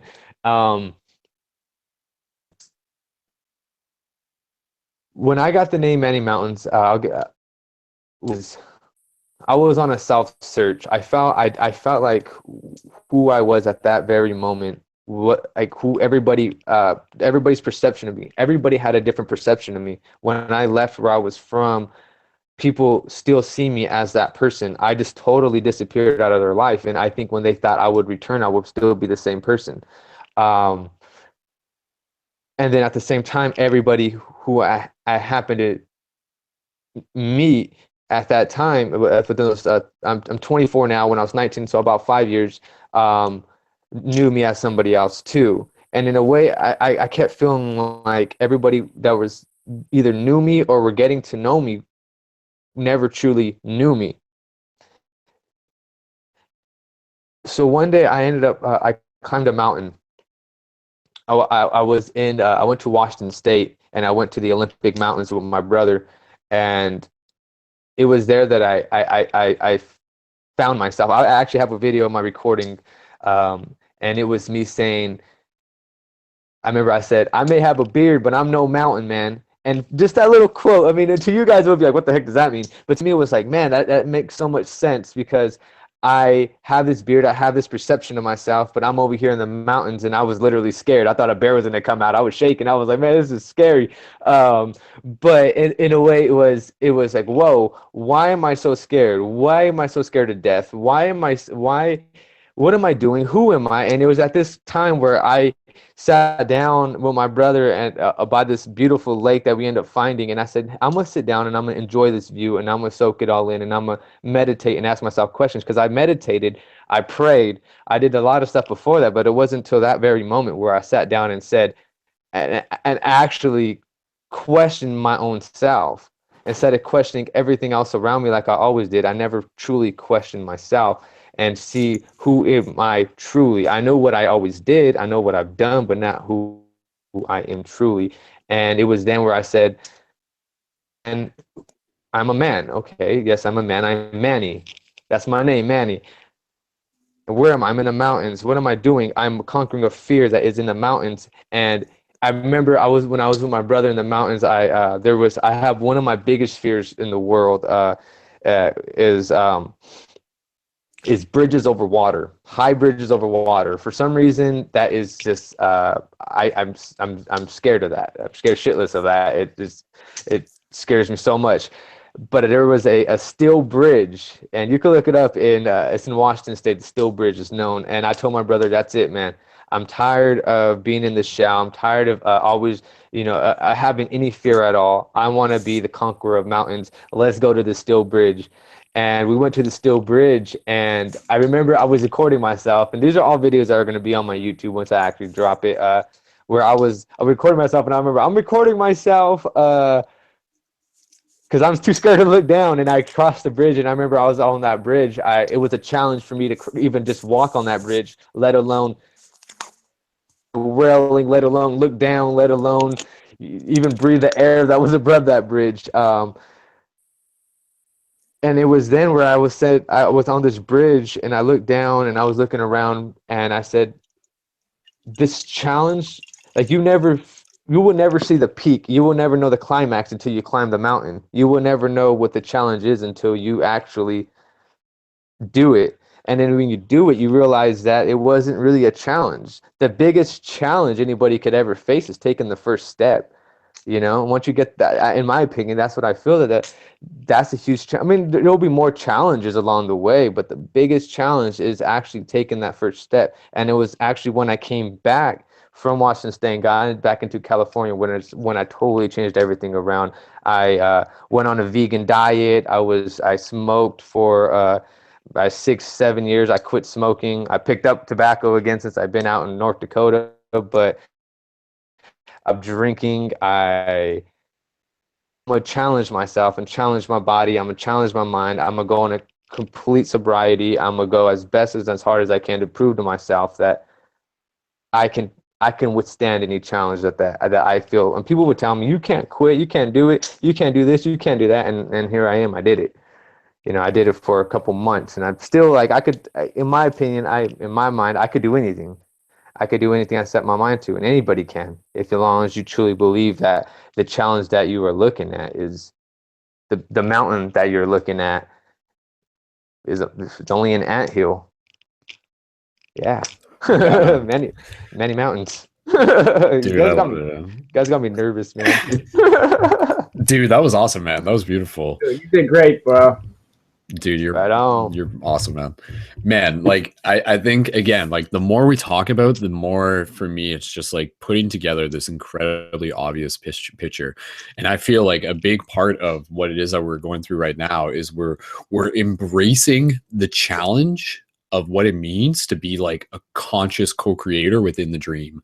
And this is something where you know, like I've said a bunch of times, like this is about becoming a better dreamer within the dream. So a better dreamer within the dream is someone who's going to attempt to dream bigger dreams or dream very specific dreams, knowing full well that yes, there will be challenges, but knowing full well that those challenges are like part of the obstacle course or part of the journey. So again, you know, like challenges related to habits, challenge related to personal transformation, challenges even related to like projects. Again, like say, what if your challenge like is again, it's not just don't make a choice based on something that you consider to be challenging, but rather focus on like the intention of what the objective is behind it that you seek. So just as an obvious example, one that I can just use within reference, creating the Paradigm Shift Central project is and continues to be in itself a challenge.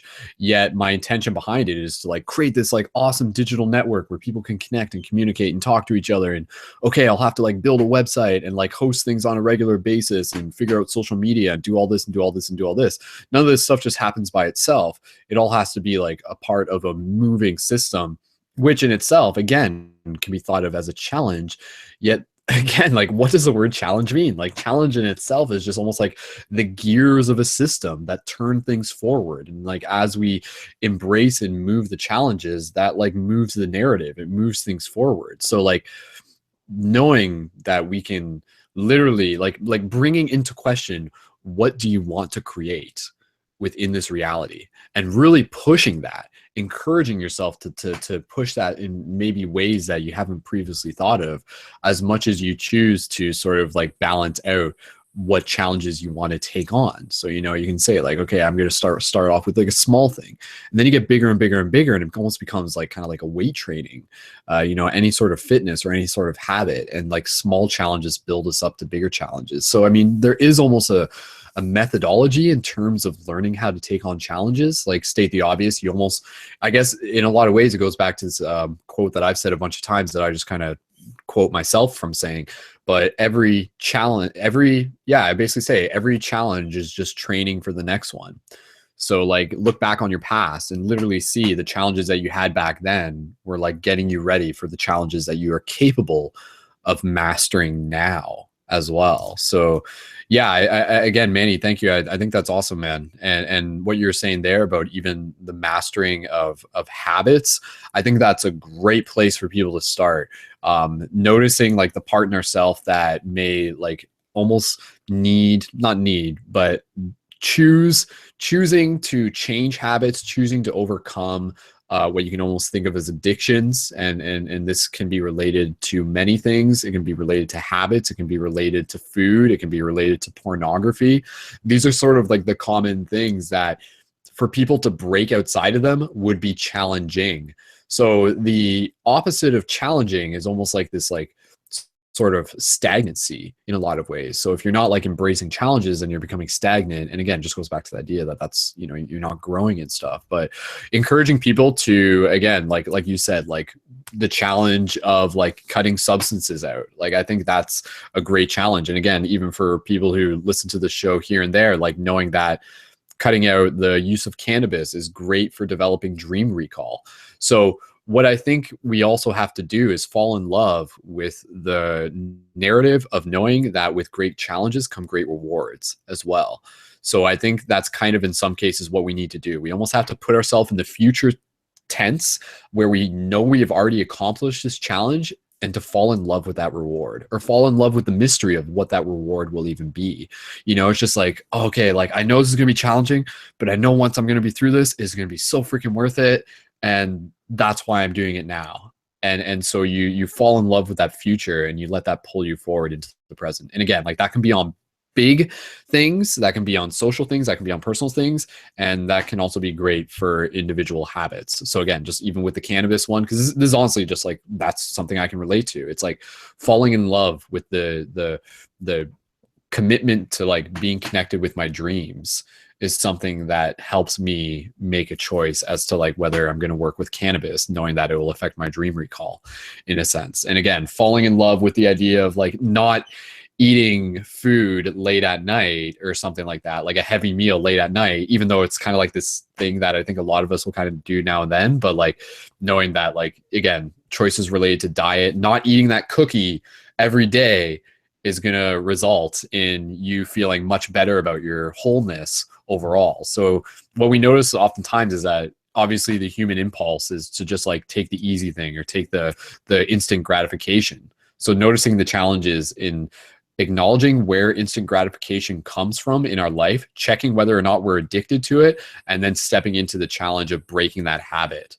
And it's one of those things where like it's all you, and choosing those alternative choices is something that takes practice, but it does develop. It's just like yeah, like, does it get easier? It's like, yeah, it's going to get harder, but it will get easier, sort of thing. So of course it's going to get harder, but that's the beauty of it. That's the growth. So it really, a lot of this, it comes back to willpower.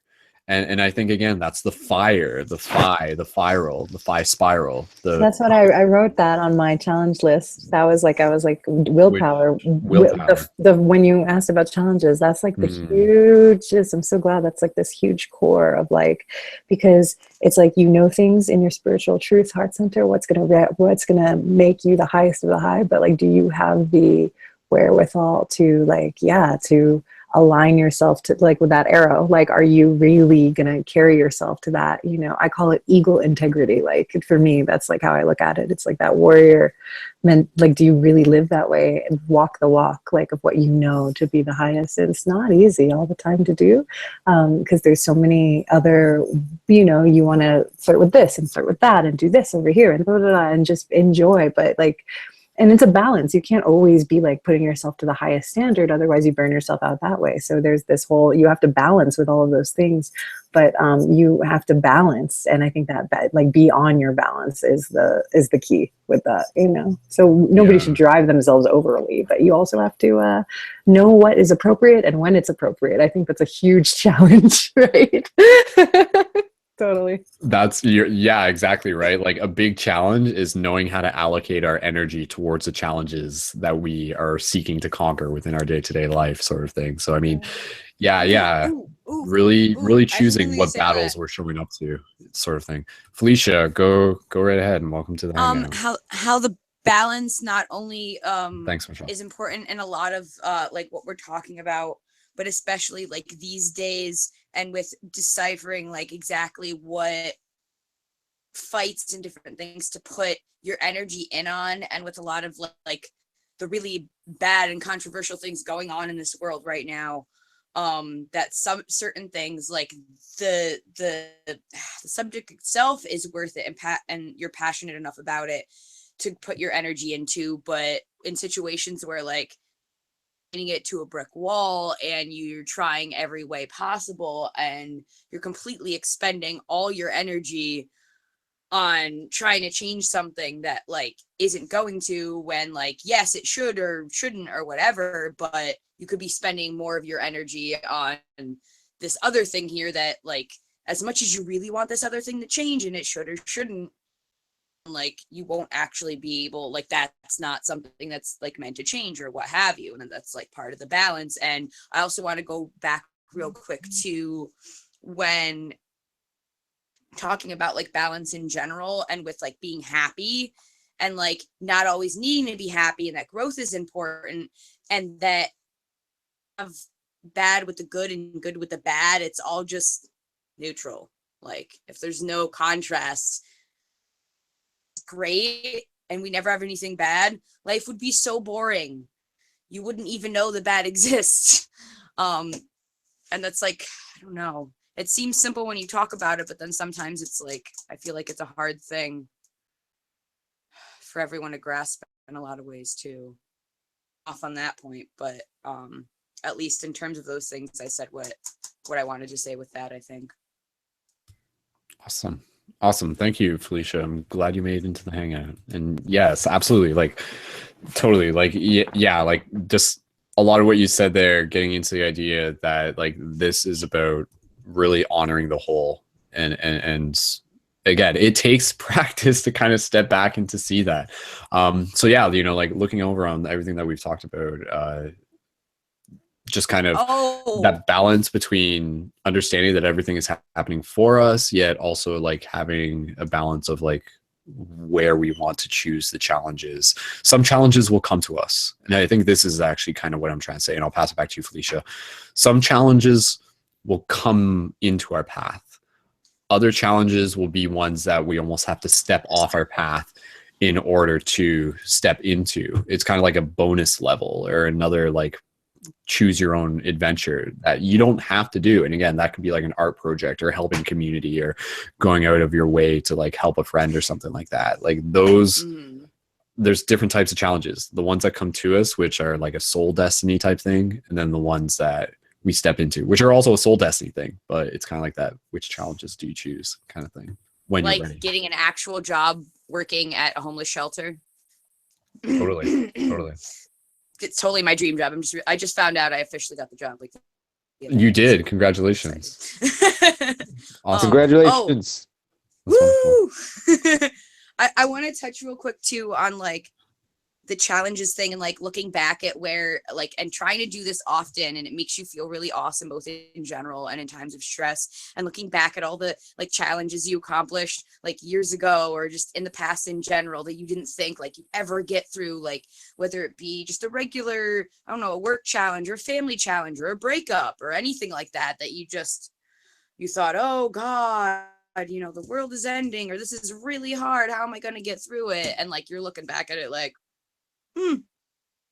oh wow, heck yeah, I did that. I've accomplished like, and I'm like looking at my life now, like there's times that like, man, I felt like the world was ending and like, geez, like not only have I accomplished those things 10 times over, but like I'm looking at how I'm handling stuff now that I've already like reached points where I don't know, I just got like so much, you know, rage and upset and like irritation and whatever that, you know, if it was any other time in my life, I probably wouldn't have fared so well, but a lot of unexpected things have happened moving up here. Like is 3 and he's too smart for his own good. And like, that's crazy. And like, I didn't expect to be necessarily like involved that much or have that be, you know, as like taxing on me. And then I had rescued a puppy and high pitched noises and like screaming between the puppy and the dog and the tiny human and different things. And like, just generally like rough abuse situations going at home, having to like kick people out and all sorts of like really like rough stuff that I'm like looking back like damn. And one of the most helpful things one of my friends has ever said to me was when I had a venting session telling my one friend about all this like really stuff that was going on in my family. And he just looked at me and he's like, I don't know how you do it. Like anyone else would have like, I would have exploded. Like I do not like had a psychotic break by now. Like, how are you just handling this, but just being emotional? And I'm like, I don't know. Cause I have to. I'll let you know when I figure it out. But I think about that all the time now. And especially when things are really rough and I'm like, what, this is pretty awesome. And it's going to make one heck of a story someday when somebody's going to have to write my biography or make a movie about me. Oh yeah. that crazy girl and her crazy stories. Felicia, you're awesome. Totally. Again, yeah, like I think what you said there, and I think that's a great topic to kind of share with everyone, and even just Zoe reiterating it as well, but like the idea of congratulating yourself for your progress and for your accomplishments, that's so important. And sometimes like I feel like we just don't do that, and we kind of just like move from one thing to the other without taking the moment to sort of like, again, almost step out of ourselves and be like, good job, like you did it, keep going, and to acknowledge and to celebrate the little steps and the little progresses, because I feel that attitude of gratitude like brings in more of that perspective and more of that like shift into again this can get into this whole like law of attraction and like learning how to manifest things that may like match more what you're seeking, opposed to just like challenges that you have to face kind of thing.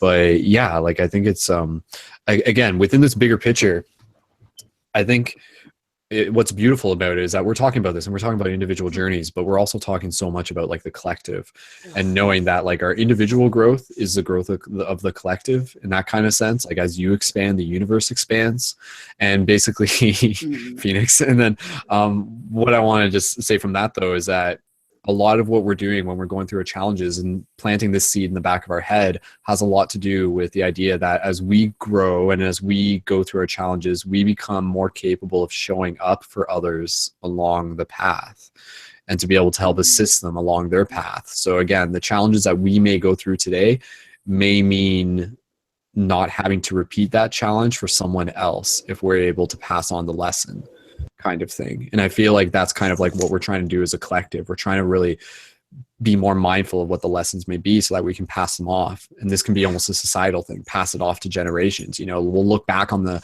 mistakes of the past, back when we used to drill pipelines and use oil and things like that, and be like, that we had to go through that, but we've History learned. repeat itself like 10 times over. That's what exactly.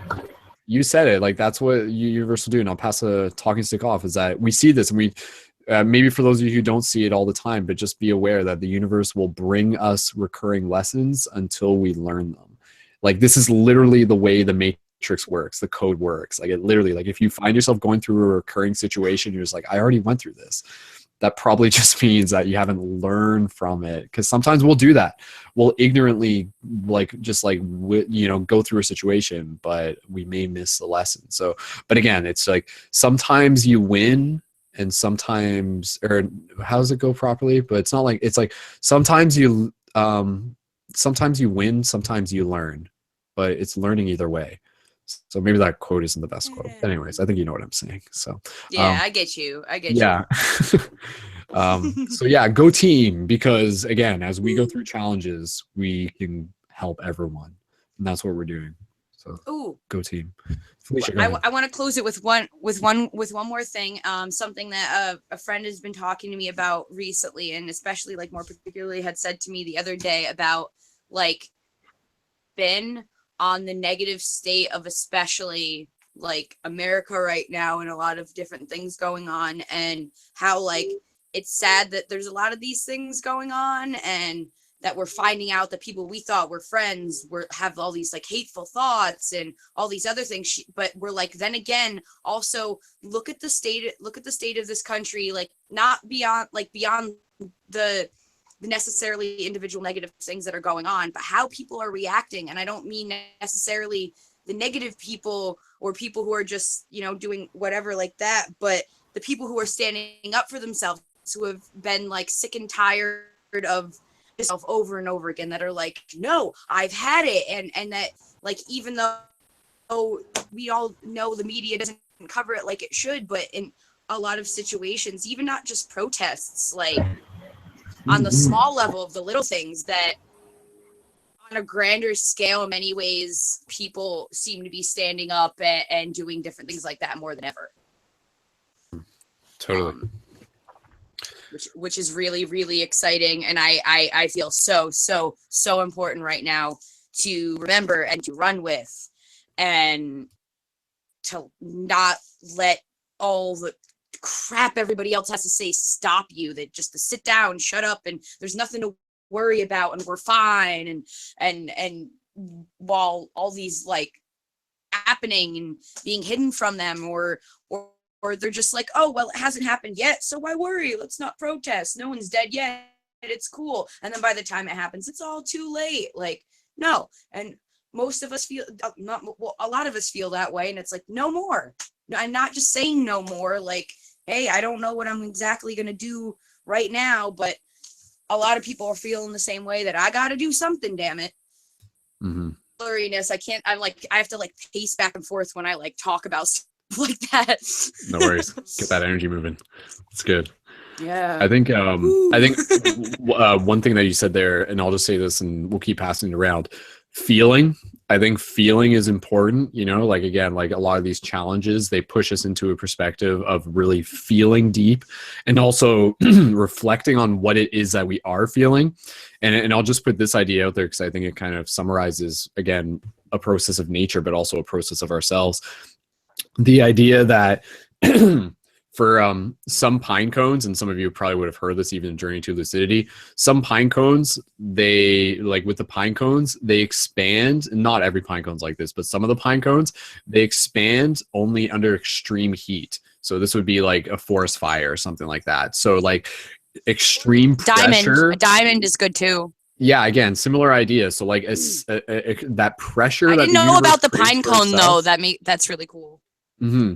So some pine cones and diamonds and stuff, but again, like that pressure is literally like there. Some like times, like our third eye, our expansion, our awareness, our self-awareness opens up under that pressure. And again, like yes, that's what we're seeing with culture and everything as well. But I'll just drop this, and then we'll just keep passing, talking, stick around, just as a little seed for hope. Some of you guys might have seen last week, earlier in the week, I posted a comment. I have this strong feeling, and we'll see when we get there. There's many possible realities that Dwayne "The Rock" Johnson may be president by 2020, which would totally put like an understandable narrative as to like what the hell consciousness is doing right now. Consciousness is like putting Trump in. Yet if the Dwayne "The Rock" Johnson comes in, he's probably going to, because his platform, basically, without having to get into politics, he says like his platform is going to be based upon like, oh, that's stability. what you said. I thought you said Gary Johnson, not The Rock. No Oh, idea who that is, Jesus. so- Wow, that just took a different spin. Yes. Yeah, Joseph just said idiocracy. It totally, I said that the other day to myself. I was like, yo. It's like, yeah, I mean, but I think The Rock, though, like honestly, I see The Rock as like a good person to be president, because again, like his campaign is like based on like civility and compassion, and he's a very conscious guy. Like yes, he's obviously a wrestler, very stereotypical, but he's also in Moana, and so that's a very conscious movie in itself. He's Maui in Moana, but yeah, just planting that, because I feel like that's kind of like, we as culture are kind of going, we always talk about this, the dark night of the soul, and just kind of like the process of being a warrior and bringing that strength through the darkness and stuff. But yeah, just as putting that little seed out there. It keeps coming up with everybody. I love it. I love it. Everybody keeps talking about it. It's so synchronistic in my life right now, that particular theme, and talking about specifically that. Yeah, so Dwayne "The Rock" Johnson could be like this super epic president by 2020, which again would put this nice narrative to what society is doing to it if it happens. But there could be someone else who would be equally awesome in some way. But there's more to this world than just America, from what I've heard. So rumor has it. Yeah. Anyways, Some people forget that sometimes. Oh yeah, but again, America is a microcosm of the macrocosm. So whatever's happening in the world is most likely happening to America as well. America. Yeah, guys. Okay, let's keep passing the talking stick around. Again, any challenges? I just want to invite you guys to talk about any challenges that you've gone through, and anything that you've done that you've learned from, or ways that you go through them. I'll just share one quick thing because I wanted to mention this. For me, some of my challenges were like getting into routine and habit. Part of my solution that I found to sort of remove this challenge, or that's interesting, because it's like sort of mitigating the relationship with the activity that lessens the challenge, that brings in more ease. But basically, you're just cleaning my room.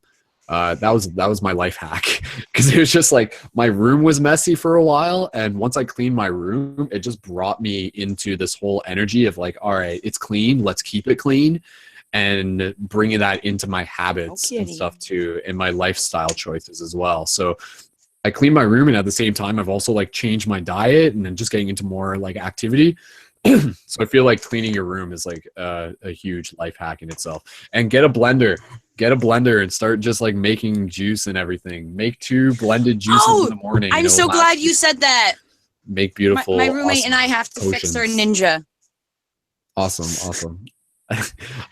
Sorry, one more thing I just wanted to say for you guys, because it was in my heart a moment ago, and thank you for being here, is that for those of you who are here right now, for those of you who are listening to this broadcast, this project, I've put out a very particular vibration in terms of like people who I intend it to attract to the core.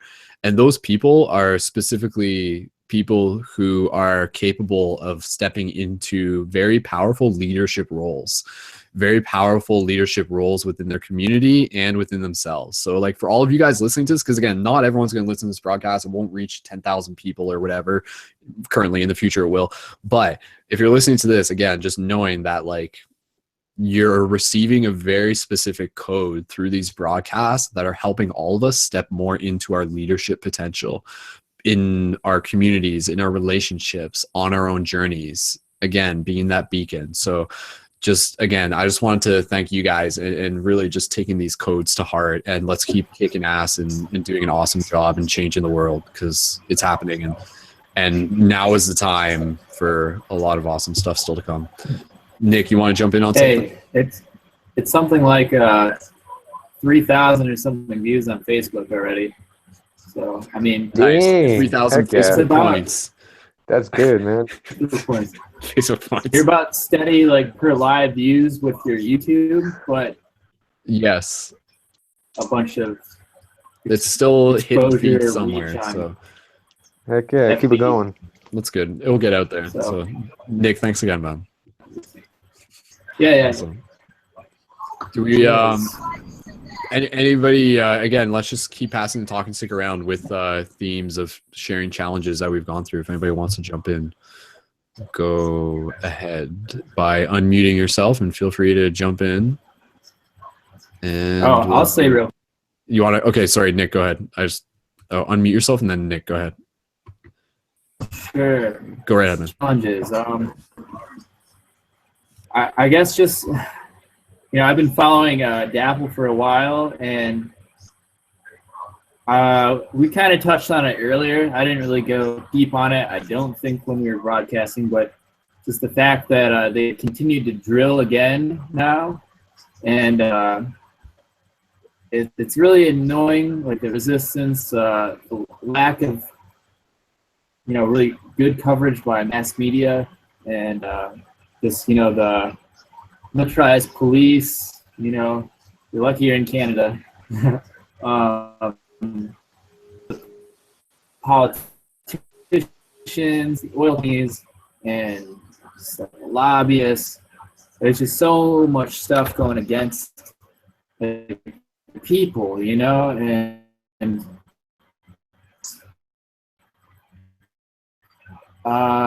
just the feeling again, after everything that's happened already, is just the tip of the iceberg, really. There's in America, as probably most everybody is aware, like there's just been like weekly mass protests for weeks, and just it's like crystal clear that we need some kind of actual representation of people impact or their opinion. Like, for example, the drilling, they said that they would wait to approve this easement to drill under this river next to the reservation out there, and they were going to do an extensive environmental impact statement, which I believe was even required by law, and they just kind of like skirted it to it. And they were going to talk to people. They were going to get like everybody's input. They're going to get the tribe's input, and they were going to take all the information and look at it about this, and just expedited the approval of this easement. And some days ago, it was just like the Army Corps of Engineers just throw out this environmental impact statement, like, okay, we decided effectively, fuck the people's opinion and apparently the environment, and we're going to move forward. They gave 24-hour notice that they were going to approve this for Energy Transfer Partners, the company behind Apple.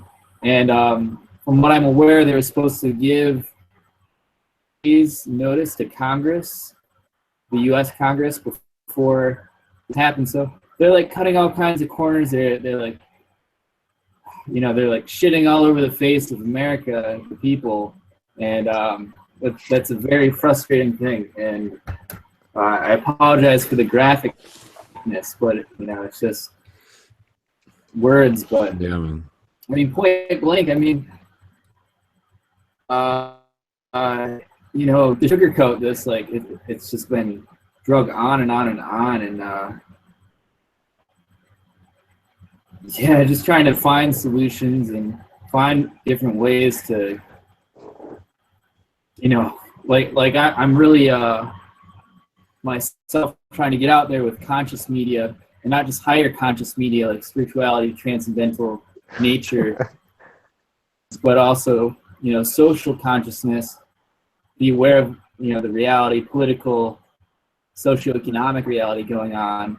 So if you actually realize that reality, maybe we can actually question reality beyond the physical.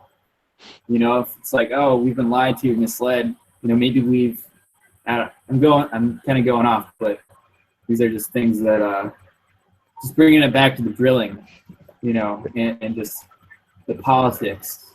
If you don't mind me actually getting in, because now we could continue on that conversation me and you were having earlier, Nick.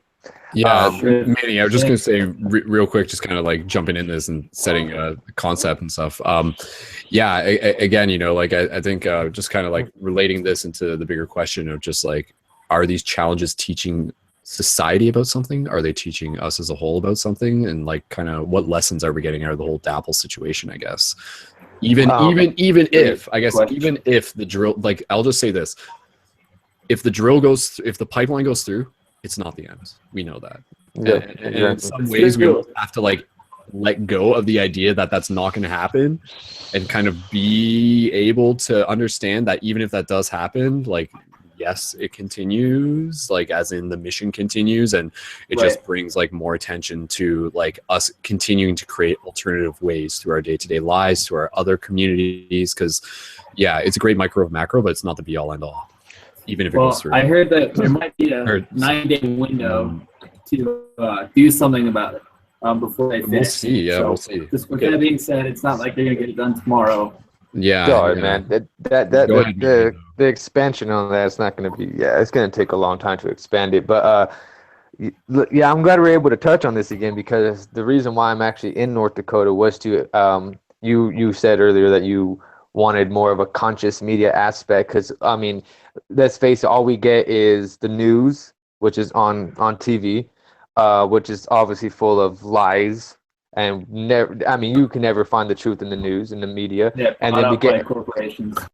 Yeah, and then we also get Facebook, which is not necessarily the whole truth as well. So when I came out here, I wanted to be that media. I came out here to do my Facebook. I started doing Facebook Live videos, and I remember if you look back into my Facebook Live videos, you can see when I first started finding out, when I first started seeing more of what was happening with the indigenous people, specifically the Standing Rock Sioux tribe. I was furious. I was freaking pissed off, because I was like, why are these people getting treated so wrongly? Why are they getting maced? Why are they getting beaten for no reason? And it infuriated me, because it made no sense. Why are you going to do that to somebody who's not even doing anything wrong? So that put a spark in me to say, hey, I'm gonna go out to North Dakota. I'm gonna go out and find out, because I mean, let's face it, we never truly know until we're there, and we never truly know until we can see it with our own eyes. I mean, we get, obviously, if someone says, hey, they're beating this guy for no reason, you're gonna be like, well, that's messed up. That's a bully right there. But then if you don't know the backstory of what's happening, I mean, you can't really speak on it. I mean, you can say something if it just totally looks wrong. You can say something because it totally looks wrong. It's not right, and I still will say it's not right to an extent. Now the thing was with me, I also stated before and I'll still back this up with still to this day.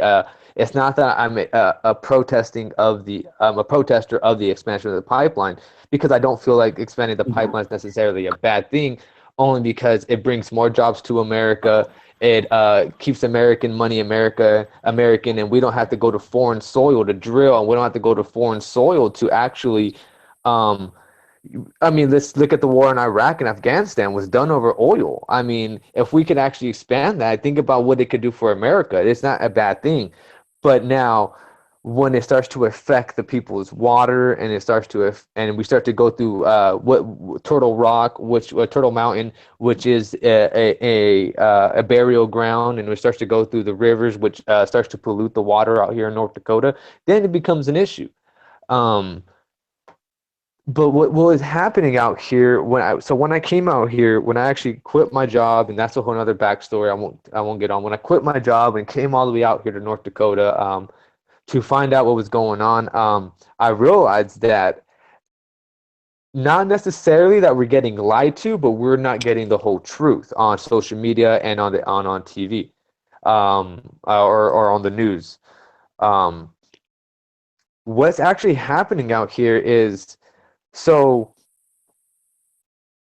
it's literally two worlds, man. It is crazy. I've never seen anything like this. I'm from California, and I've never seen anything like this. And I thought I've seen it all being from California. It's two worlds, and at the same time, we're stepping back into like the Old West.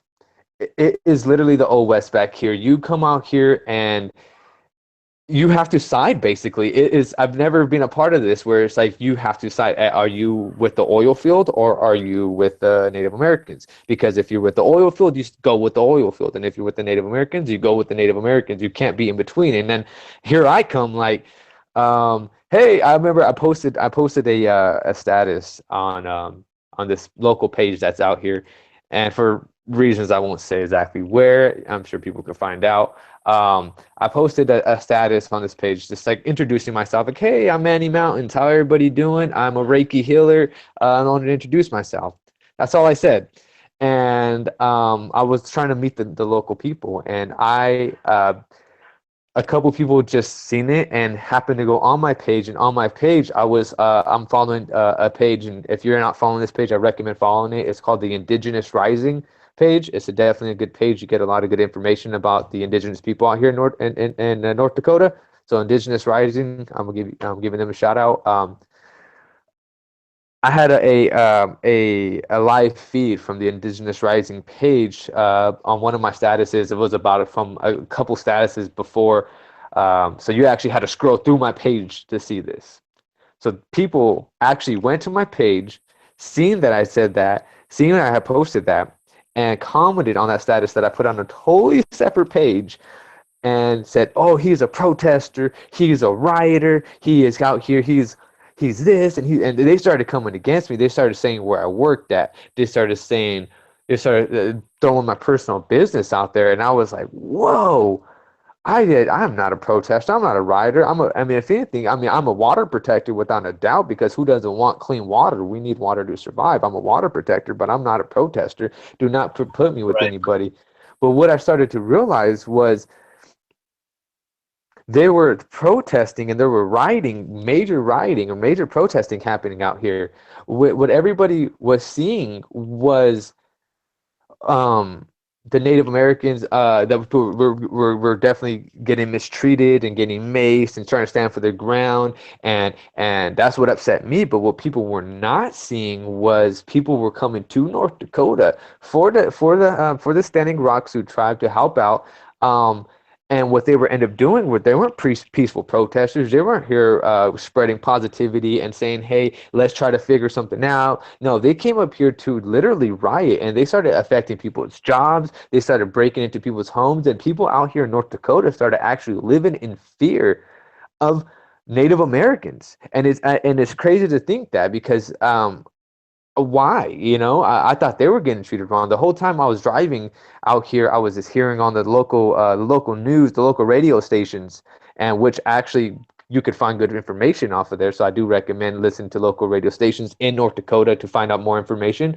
But what was happening with people were actually afraid to open up their, like, if I heard the story of this woman who was afraid to open up her door because her mailman was a Native American. And the sad part was 95% of the people who were getting arrested during those riots and the protesting were not Native American, and we're not from North Dakota. There were people out here who started causing problems. And actually, now if you actually look up the Standing Rock Sioux tribe, they have a couple $1 million of cleanup that the people came to North Dakota. They came to North Dakota and they started, and they stood with the Sioux tribe and ate and drank them and had a good time and party with them, and at the same time protested with them and did everything they had to do with them. But they left the place a dump and a mess. And now with all the snow that started happening out here, because they got so much snow, and as soon as it starts to melt, that ain't cleaned up. Now all that trash is going to go into the water, and now everything that the Standing Rock Sioux tribe was trying to do is going to almost serve no purpose, because all that trash and all that litter is going to go inside. So the people who came over here and chose to riot and chose to protest instead of actually consulting the elders and the chiefs and the actual people of the Standing Rock tribe, and started getting information for them and help them out, they actually did more harm than good out here. And I hate to say that, because I mean I stand for Standing Rock. Without a doubt, I stand for Standing Rock. I'm trying to make my way over there to help clean up, but I mean, for financial reasons, it's hard for me right now.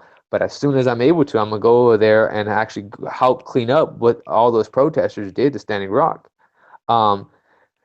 And out here, like I said, there's two sides. So even like what people don't understand with the oil field, it's not a bad thing. It's going to help out America so much. But there's almost like it's just a black and white. No one's seeing the gray in between. And I like what Brandon was saying earlier about being the gray warriors. We're the ones who actually stand in between and say, hey, man, like, you need the black, you need the white, but at the same time, let's meet in the middle, because everything that's happening right now, there's nobody standing here saying, hey, you guys, this isn't necessarily wrong, but that ain't necessarily right. And not to touch too much on politics, because that would open up a whole nother can of worms. With everything that was happening with Donald Trump, I know they started drilling. They had a 24-hour notice, but Donald Trump actually signed off on it about 2 weeks ago, about 14 days ago. So when he actually signed off because from what I understand, there was a proposal on that they actually gave to I wasn't sure if I don't quote me on this. I wasn't sure if it was the Standing Rock tribe, but they actually gave a proposal to one of the tribes out here, or yeah, I believe it was one of the tribes out here, and they said that they were gonna drill around, and they wanted they said it will give you 10 million or something like that to go for it, and then they went back with them with a counter argument saying, hey, we'll do it. You can do it for 30 million. And as soon as they said, no, we're not going to do it for 30 million, is when everything started happening as far as the rioting. How true and factual that is, I'm not sure, but that's what everybody was telling me around here. I have not looked at the actual documentation that states that, and I haven't seen that, but what everybody was telling me, that there has been proposals to where they were actually going to work with them, but they from the words of people out here, and not to put anybody down, was they got too greedy and didn't want to take the offer. But that's everything that's happening out here. I'm still doing a lot of research on this. That's the whole reason why I came out here. Not just that reason, but also to expand myself spiritually, because I want to actually get with the Native Americans. I actually want to have experiences with the elders, because I myself am of Native American descent. So I do want to get with my elders. I do want to get to experience them spiritually and expand myself spiritually as well. But to put down the Dakota Access Pipeline out here, if you say anything bad about the Dakota Access Pipeline, it's almost a death wish. Well, thanks for sharing, man. That's a lot to take in. I'm very careful fact checking. I'm not saying you're wrong in anything you're saying, but yeah, no, for sure, it's not black and white. I totally agree with that and stand with you on that. Yeah, but like I said, definitely fact checking. One shaman even told me before I came over here, because I hung out, and that's what I did. I hung out with the shaman from Mexico, and he said, "What you listen to what I say, but don't believe me. Do your own research." So I mean, he a little miss of a quote there, but pretty much the same. Like, don't. I mean, everything I'm telling you Very at the wise. same time. Listen to what your heart's telling you, and also do your own research. I myself am continuing to do my research on this. Um, but for sure, the expansion of the pipeline, you can't stop it right now. It's gonna get expanded. Now let's figure out a way to, like I told the people out here, like if it's gonna get expanded, and I know there's nothing we can do about it, I wouldn't mind working for Dakota Access Pipeline somewhere to where we could say, hey, I want to help fix the leaks. I want to help secure it so nothing does happen, so it doesn't contaminate the water. Put me in a department to where I could actually help out. Because if you think about it, you can't stop a freight train by standing in front of it, but you could stop the freight train by jumping on it and going to stop going to stop the conductor. You know. Yeah. Yeah, So- that's a great idea, man. Yeah. Yeah, you're right. Like I think just that, thank you for sharing that, because I like that whole idea of like, is the Dakota Access Pipeline this black and white thing? Like, no, like there is a gray, No, definitely not. there's a complexity to it. In the same way, you know, like in this, there's literally, you can apply that to anything, many things, or even like war. You know, like some people will say like some people will just be like, war is like, you know, a particular war. They'll say like, this is like bad, should never have happened. But then at the same time, it's just like, at the same time, like, did that war prevent further catastrophe from stepping into power, or further evil from like stepping into power or something like that? But changing the system from within, or changing yeah, like I guess that's an interesting idea. Can like the pipeline be like managed mindfully? Is a pipeline a problem if it doesn't spill? But not to say that, like, we know that there are better choices, but we are in a transition phase. Yep. And I think that's kind of what we're going to notice, is that like what we're experiencing right now is going to take years. And we're knowing that these things aren't going to be like the be all end all solution, but we're having to kind of like continue to use them as we transition our way out of them. And I think it's literally just more of that. It's going to be more of the transition phase, and carrying a lot of the passion and momentum generated by events like Standing Rock into other parts of our lives as well, moving that passion forward to just like trying to make this world a better place in the immediate ways that we can. So there's yeah, picking and choosing where to put our energy kind of thing. But dude, yeah, thank you for bringing that up. Manny, I'll pass it back to you if there's anything else you want to jump in on, or anything. We'll keep passing it around. Oh yeah, let me just one last thing. Go for it. One thing I could say, if you guys ain't already following me on Facebook, you can follow me on Facebook for my Facebook Live videos where I talk more about what's happening out here. That's, like I said, one of the main purposes why I'm out here, to inform people about what's happening out here as far as with the Native American side. There's a lot of good followings you can also do with, like I said, Indigenous Rising. They're one that I follow, and they do a lot of live videos, so you can actually see what's happening currently at that very moment, because they do go live. But like I said, if you want to, the way you could help the most out. Hey, will you? What's that, brother? Sorry. Share your link to the chat, because I definitely want to get in touch with you. Yeah, And, yeah, I'll figure out how to do that. I'll make sure I'll post it afterwards to you, Nick, or any in the live chat, in everywhere. No worries. Yeah. Awesome, man. Man, go ahead. And thank you, man, for I appreciate that. But the one thing I could say, if you're interested in coming out here to help people, definitely you can look me up if you actually do make that commitment to come out here. But if you could help anybody out as far, because out here there are communities, and people don't realize that actually within America we still have third world countries. Well, there's still a third world country within America, and those are found among our Native American people, and that we forget about, that there are actually people living so far in poverty.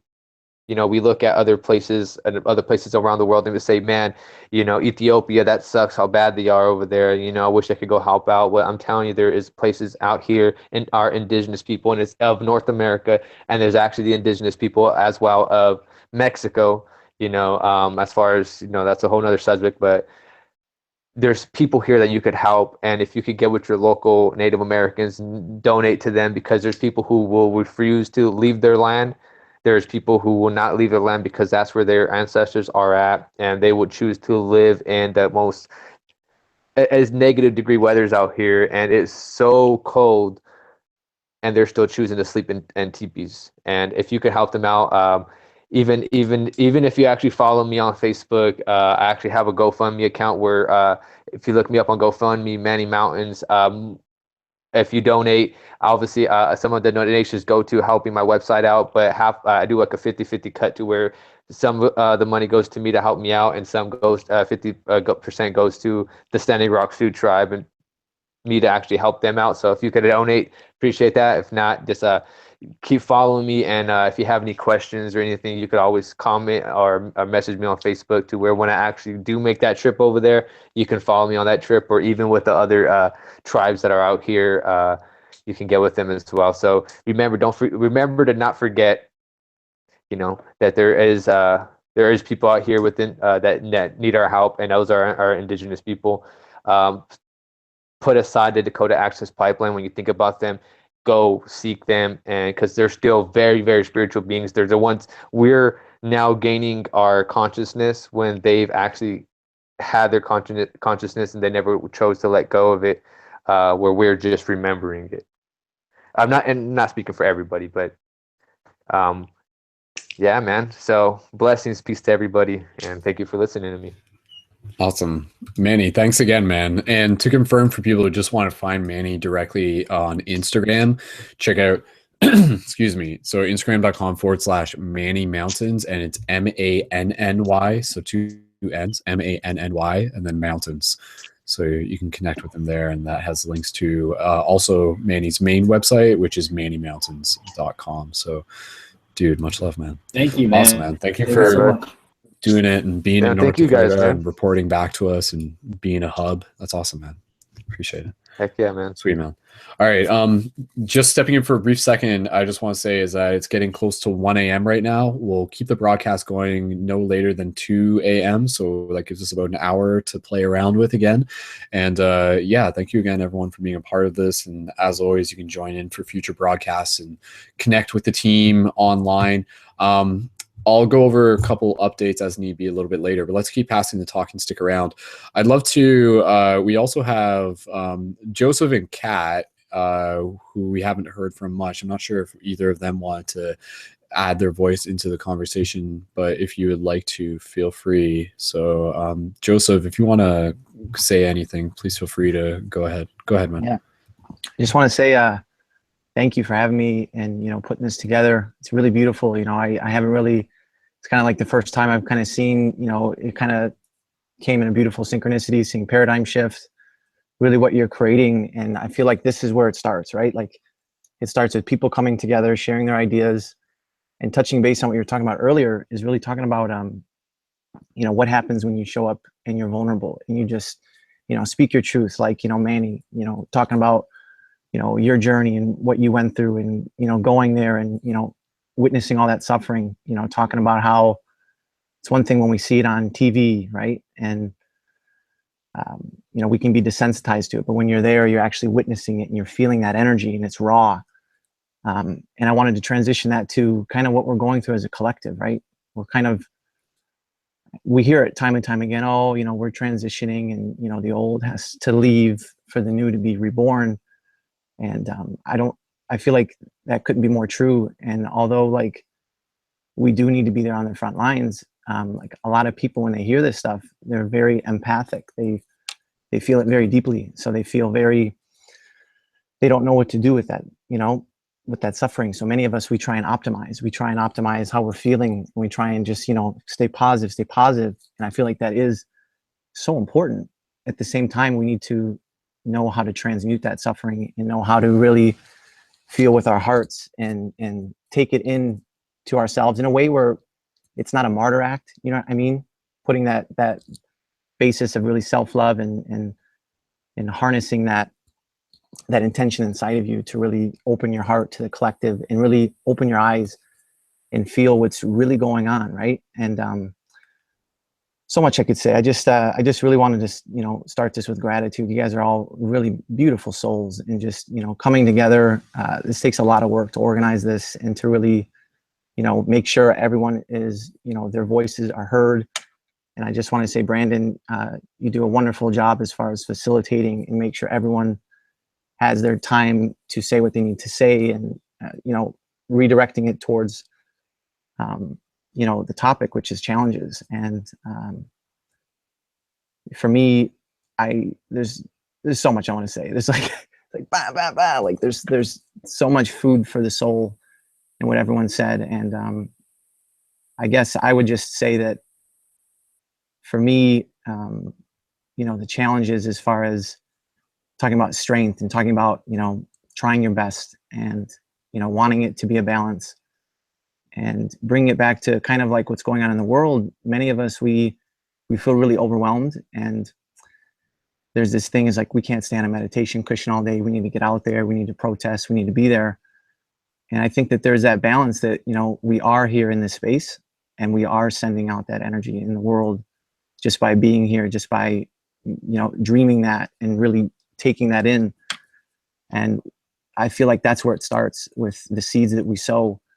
And it's really synchronistic with this full moon, is we're really being called, to face those challenges and to face that darkness and to embrace that, and to, like you were saying earlier, Brandon, take it into, the gray Jedi, where you embrace, I'm a big Star Wars buff too. So like when you said that, I was just like, yeah, totally. Like, and really just embracing both sides of the spectrum, but not really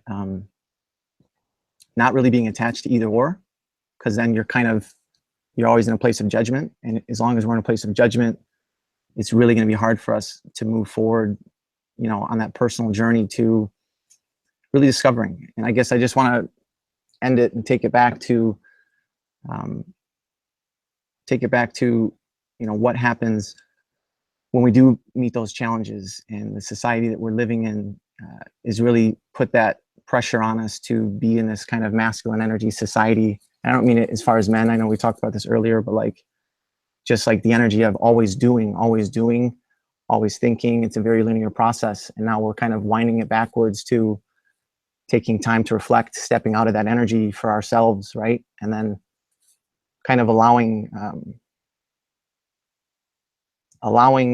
that process to be guided to us. Because I think it gets really hard when, we want to know what to do and what the next steps are, but it's kind of being revealed in the process. So that's a very eclectic train of thought. So there's just a lot that was coming through, and there's so much that each one of you said, and I feel like there's so much to talk about on that. So my name's Joe, and I'm from Michigan. I'm in Canada too. My wife lives in Canada. I just became a permanent resident, so I'm excited. I'm excited to go back, and I'm in Michigan right now. It's really cool. So some of you are from like Kalamazoo, and it's where my brother went to school. So it's really cool. Just I don't know either. Like, I don't know you guys like personally, and it's just like such a synchronistic event. It's like, hey, let's go on a Google Hangout, right? And it's like ties it back to like being vulnerable, right? Like just coming here, showing up, and just kind of putting your intentions out into the world, and just being open to really, seeing everyone as they are, vulnerable and courageous. And I'm really appreciative to all of you for kind of, for stepping up and just kind of creating this. So thank you. And I'll pass it to anyone who wants to share. I don't know where we would leave off, because there's so much. Like Let's go everywhere at once. Eclectic whirlwind, right? So many, everything, just grab one. But dude, thank you, Joe. Thank you so much, man. Now just just to clarify, like, how long have you known about the Paradigm Shift Central project? Like, is this something you stumbled upon? I don't think we're friends, but I saw you through a mutual friend or something, and it came up, and I don't really know much about it, but I know that like it's okay. So you're pretty new then. Yeah. Absolutely, yeah. Okay, sweet, awesome, dude. Well, welcome, man. Like that's exactly what it's here for like synchronistic encounters, and for people who are just like, oh yeah, let's check this out and stuff. So, dude, absolutely.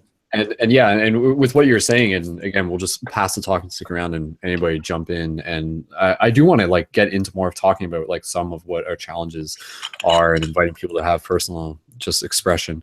But again, I feel like these conversations, as we have them as consciousness, as individuals, they just allow us, again, kind of like that gray Jedi idea, just putting more texture into that, of just, for me, having a capability of bringing more appreciation into our life, as simple as that is. So again, like it's not to say you're like choosing happiness over sadness, but you're literally able to appreciate both of them. And obviously you might have a preference, but at the same time, to be able to like find appreciation in the quote unquote sadness, at times, though it may be difficult, for just like allowing to feel the feels, allowing to like recognize that like this is like part of the human experience. And so again, you know, like sometimes when we're like really in those depths of sadness where we're vulnerable, as Joe was saying, but that's such a heart opening experience. And oftentimes when we are at our saddest, we also have the most open heart as well. And that is like what the experience can often be felt as being overwhelming in a lot of ways. We're just like, oh, like, what is this feeling? Like, cause it's just like so much like life force kind of flowing through us sometimes when it relates to sadness. But of course it's a spectrum, and there's lots of different ways that, you know, experiences come up in many situations. But yeah, I think just intentionally bringing in the idea of having more gratitude for our journey, for the parts of our journeys, for the parts that we are going through.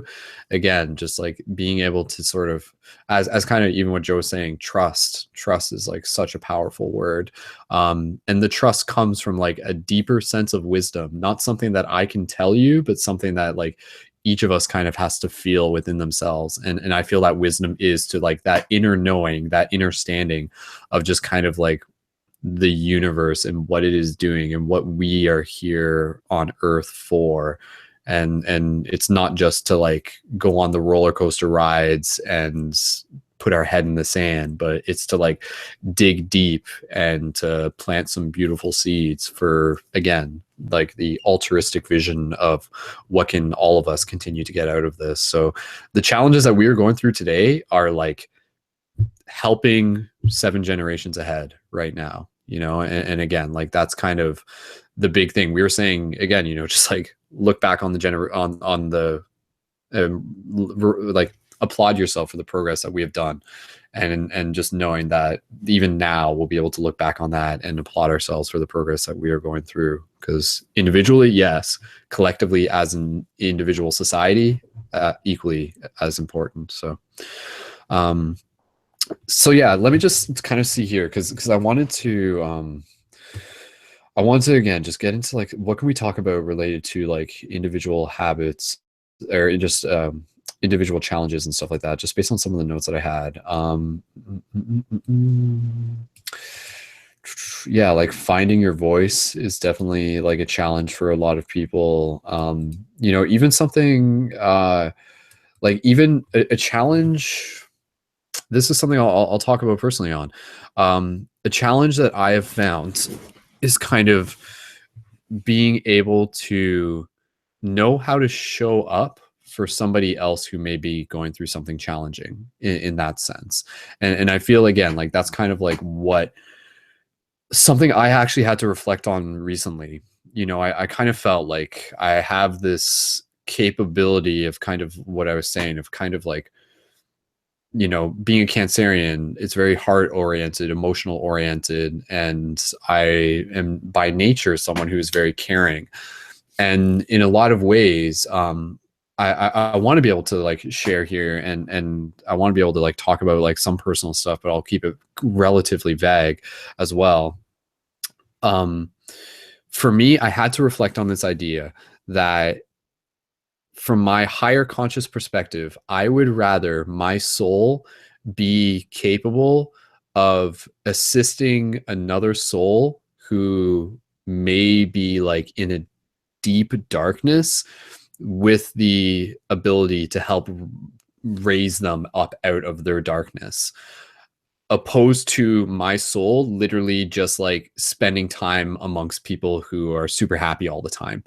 Because if that was the case, I feel like that ability of mine to go deep into the darkness would be wasted, if that makes sense. So again, you know, like some of us are capable of doing that. Some of us are capable of going into the darkness to help another person lift themselves out of it.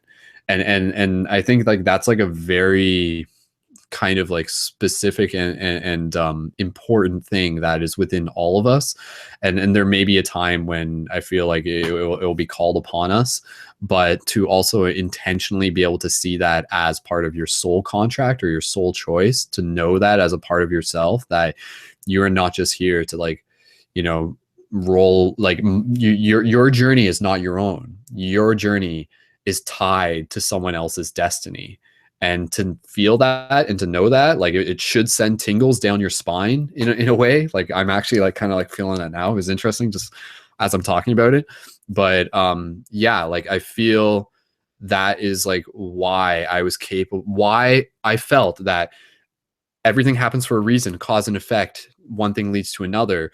My experience, having gone through heartbreak and everything, allows me to bring the love I need to go into a place where I can love someone so deeply that it will help them rise through their own darkness and their own shadow. And it's almost like hard for me to like imagine a reality where I didn't do that, because then it's just like, well, what would happen to that other person? What would their life be? But it's just like, no, like their life path is also entwined with my life path. And to know that like this isn't just like, oh, I'm just helping them, but it's also our shared experience is helping both of us. And our shared experience is, again, teaching me how to love even deeper, and being able to, at the very least, pass on this message of just, again, when it comes to someone who may be going through a dark place, a lot of it has to do with like communication. A lot of it has to do with holding space. A lot of it has to do with optimism, with patience, with understanding, with listening. There's lots of things that can sort of be said about this, but just, I guess I just wanted to be able to share that, because that has been a challenge that I've experienced. And I don't say challenge is bad thing. I'm not like saying, oh, it was so challenging, I wish it didn't happen. It's just like, no, like this was something that I went through as a human, and something that is, you know, not just like, you know, life continues in many ways, but that has been a challenge for me, is to like see someone who I love go through a degree of their own dark night of the soul, and being there alongside them to assist them, and not to walk it for them either, but to be there to assist them, as I know that they're capable of like going through it within their own strength and everything like that. So again, that's where the mirror process comes in, right? You remind people of like how to break through their husk. You help plant seeds, you help change their narrative. And I think, again, it's one of those things where it can seem super dark at times, but that darkness is also like super, there's a lot of experience that is gained through like the soul experiencing that. And sometimes it might not be, but again, you know, like the universe will often work in ways where like sometimes you kind of not like you go through the darkness, but again, there's it seems to be that it just kind of works this way. And then eventually like down the road, you're just like, wow, you know, like if like I'm so grateful that I am who I am now, and I've gone through what I've gone through. And I feel so at place right now. Like eventually we're come to these moments where we're just like, everything feels right. Like I feel like I am right where I need to be. And to also be in that narrative of understanding that it wouldn't be possible for you to be right here unless everything that happened before it happened the way it did. And then you literally like take this meditation of like sending so much freaking love to your past self, and just being like, thank you for going through this, thank you for gifting me the wisdom that I have right here in the present. And so like that is what our challenges are gifting us with. They're gifting us the wisdom that we will step into in the future. And so again, knowing that that future is there, I feel is what can help people move forward. And that's where like I think if you're with another person and they're going through the darkness, hold optimism. hold the wisdom, hold the idea that this is something that is here for their soul transformation and honoring it. And again, sometimes it's about letting go of that resistance. It's about developing willpower. It's about creating new narratives. It's about, as you think, so shall you become. It's about leading by example. It's about humor. It's about being silly. It's about subtleties. It's about bringing the lightness, enlightenment, the lightness into a situation. I mean, it's all going to be relative to everything. That's going to be like, you know, every situation is going to be different. But yeah, it's just a beautiful thing that we as humans go through, this whole process of just like, yeah, rebirth. We're constantly being reborn. And I think that's kind of what we see, is that through the challenges, parts of us die. That can happen, but that's not a bad thing, because sometimes that can mean like letting go of what we no longer need. And at the same time, it's like part of us are also born, you know. Yeah, like just, we want to go humans, and I'll just say this, and this is kind of like off subject and everything like that, but like humans, we yearn for the darkness, we yearn for space, we yearn for the return to the womb. And this can be thought of as like going into space as much as it can be thought of as entering a woman's vagina, or, you know, like that connection to like the primordial, just like that is like a part of like what like people seek. And we're kind of always doing that. And again, it's like this idea that like within that kind of like step into a new dimension of ourselves, like we enter into the expanse of the great mystery. Even if we might not really be fully aware that that's what we're chasing, subconsciously, we are always chasing into the darkness, because I think that's where we're always going to find the parts of ourselves that we have yet to discover. So carry the light into the darkness over and over and over and over again, and know that the light is always wherever you are. So however deep you want to go is really up to you. And a ho to the people who go deep, and a ho to everyone, because everyone does go deep in their own way. But to those who like choose to go deep, I think that's like something that comes into more of like the free will, and doing it not just for yourself, but for others. And again, knowing that your growth, your challenges, your transformations help other people.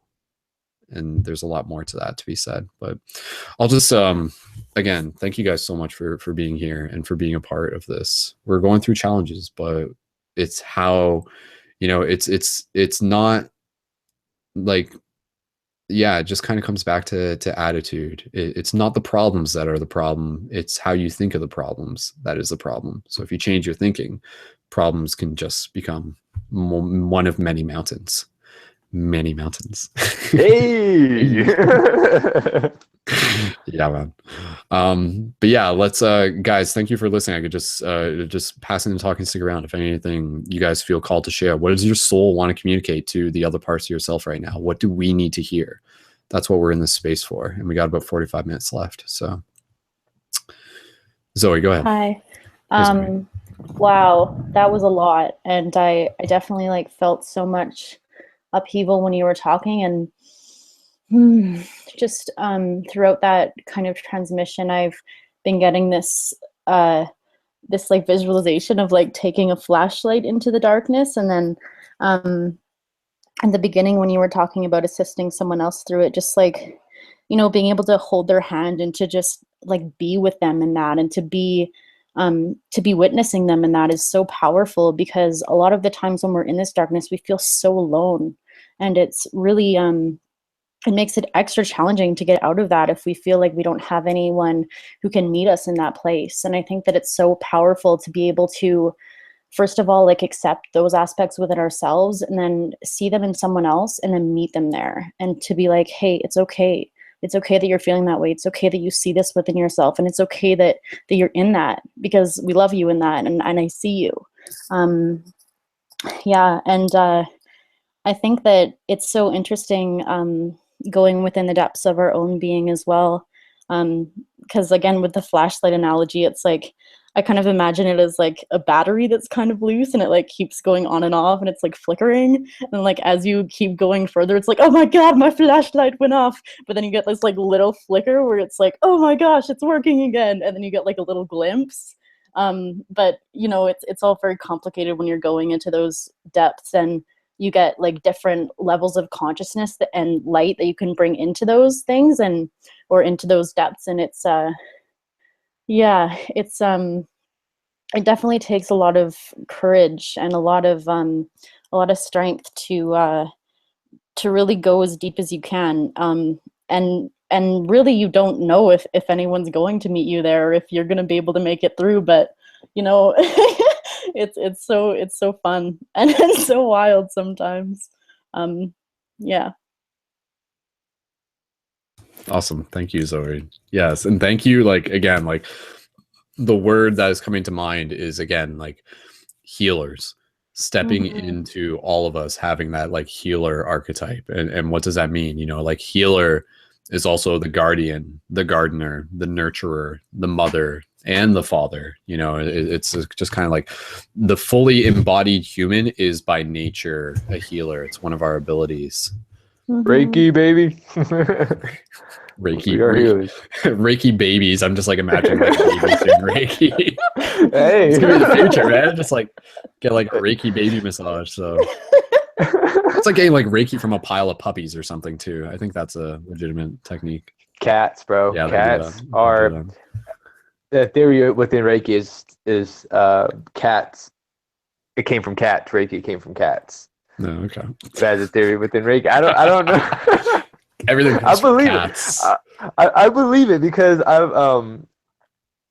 I came out here with my cat, and when I was trying to give her Reiki my whole way here, just every time I could, as a Reiki, I try to do as much Reiki as possible, and cats will just look at you like so stubbornly, like you don't even know what you're doing, bro. You know what I mean? Like it's working, but you don't know what you're doing, you know? And I believe it. So like, no, I don't believe I don't know what I'm doing, but that it came from cats, because I mean, man, them cats are spiritual, bro. Yeah, man, they are. I miss my cat. One love to all the cats. One thing I wanted to add to was about the darkness. Like a little philosophy I like to give people, or my own theory. When people see darkness, I tell them this all the time because I help people with lucid dreaming and help people with to obtain astral projection and stuff. And one thing I tell them as they're going to more of a sleep paralysis, and one of the biggest fears a lot of people have with the sleep paralysis is the darkness taking control of them, or they're too afraid to go into the darkness. And one thing I always tell people is think of it like just close one eye. And people don't really know this, but pirates, when they would have the patch, wasn't because they were missing an eye, was they would have the patch on their eye because when they would go down to the lower decks, one eye would be adjusted to the darkness. So they could, one eye will be used to the light and the other one will be used to the darkness, so they could remove that patch and now they could see in the dark. So when I tell people when they go into more of a sleep paralysis, or when they're too afraid to step into the darkness, or a way to overcome a fear of darkness would be cover one eye. And then once you get afraid, or you feel like the darkness is getting too dark and you can't see anymore, remove it, and now you realize there's still, it's not dark, and it's not, life isn't as dark as you thought it was. So so kind of to touch base on that, the flashlight theory, and it's kind of the same thing. That's what I tell people all the time. Anytime you fear the darkness, just cover up an eye. I was a pirate in my past life, so. Dude, I love that. I love that idea. That like totally shifts my paradigm on pirates completely, man. Like that's, I mean, in retrospect, it's just like yeah, like what, like why did pirates lose their eye? Like why was that a common thing? Like what the, like they weren't, were they sword fighting that often? Like seems like 50% of pirates lost their eye. That doesn't make sense, but that makes sense. Hey, the synchronicity, man. Nick, where's your pirate hat at, man?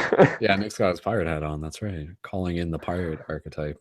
So the pirates were like alchemists, I'm sure. So, hey, man, Black Flag, Assassin's Creed Black Flag, man. Oh yeah. Yeah, man. I like that though. Like the idea of just being able to adjust ourselves to the darkness and learning how to, navigate and survive in both. It's very important. So yeah. It's cool, man. Sweet. Manny, is there anything else you want to share related to pirates? Is that good? Related to pirates. No. Yes. think it's okay. One thing I wanted to add for you guys all too, if you guys want to reach me a direct way, mannymountains@gmail.com. That's another way I tell people to reach me directly. mannymountains@gmail. Other than that, now I'm gonna. I mean, what's up, you guys? Awesome. Oh, that's good. That's good. Yeah. Again, let's just keep. We'll pass the talking stick around. I actually just wanted to read a comment here because this was posted on Facebook earlier. I literally asked the same question in one of the groups and on my wall. And one person says, they say, I'm just going to keep their name anonymous just for now, but they say, death is my biggest challenge in life. My own death specifically, and the sudden loss of ones I love in a way that they are a part of my identity. This challenge has brought me a compassion for others as we face this together, a feeling of agape and a feeling of awe for life in the interconnected whole of which I am a part. Or is it all just me? I don't know. And then she was like exclamation marks, but yeah. That was deep, bro. Yeah. Deep under the deck. Get your Drop iPad. the mic. Holy crap. But yeah, again, like going back to the theme of death, I think that is like a very important theme, a very important topic. And like, yeah, like what do you guys feel like on the topic of death? Does the concept of your own morality challenge you? Have you guys shifted your relationship with the challenge of death over the years? Does it mean something different to you than what it does now?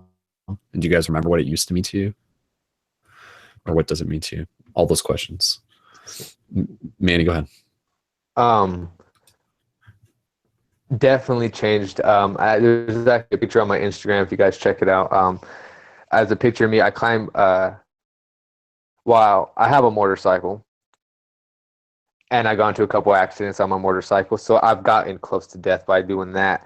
I've been close to death throughout my whole life, even growing up where I grew up at. By won't go and say actually getting shot at and going through many things of that. I've been around death my whole life, even people dying around me. But I've never felt the biggest fear of death. And one time I was actually on climbing a mountain. It's called Mount Baldy in California. I was climbing this mountain, and as we were making the decline down from the peak, I was with was like, let's go this way. And I remember I told him, nah, dude, I want to go this way. I don't trust that way. But he wanted to go that way, so we went that way. The road ended, and we went.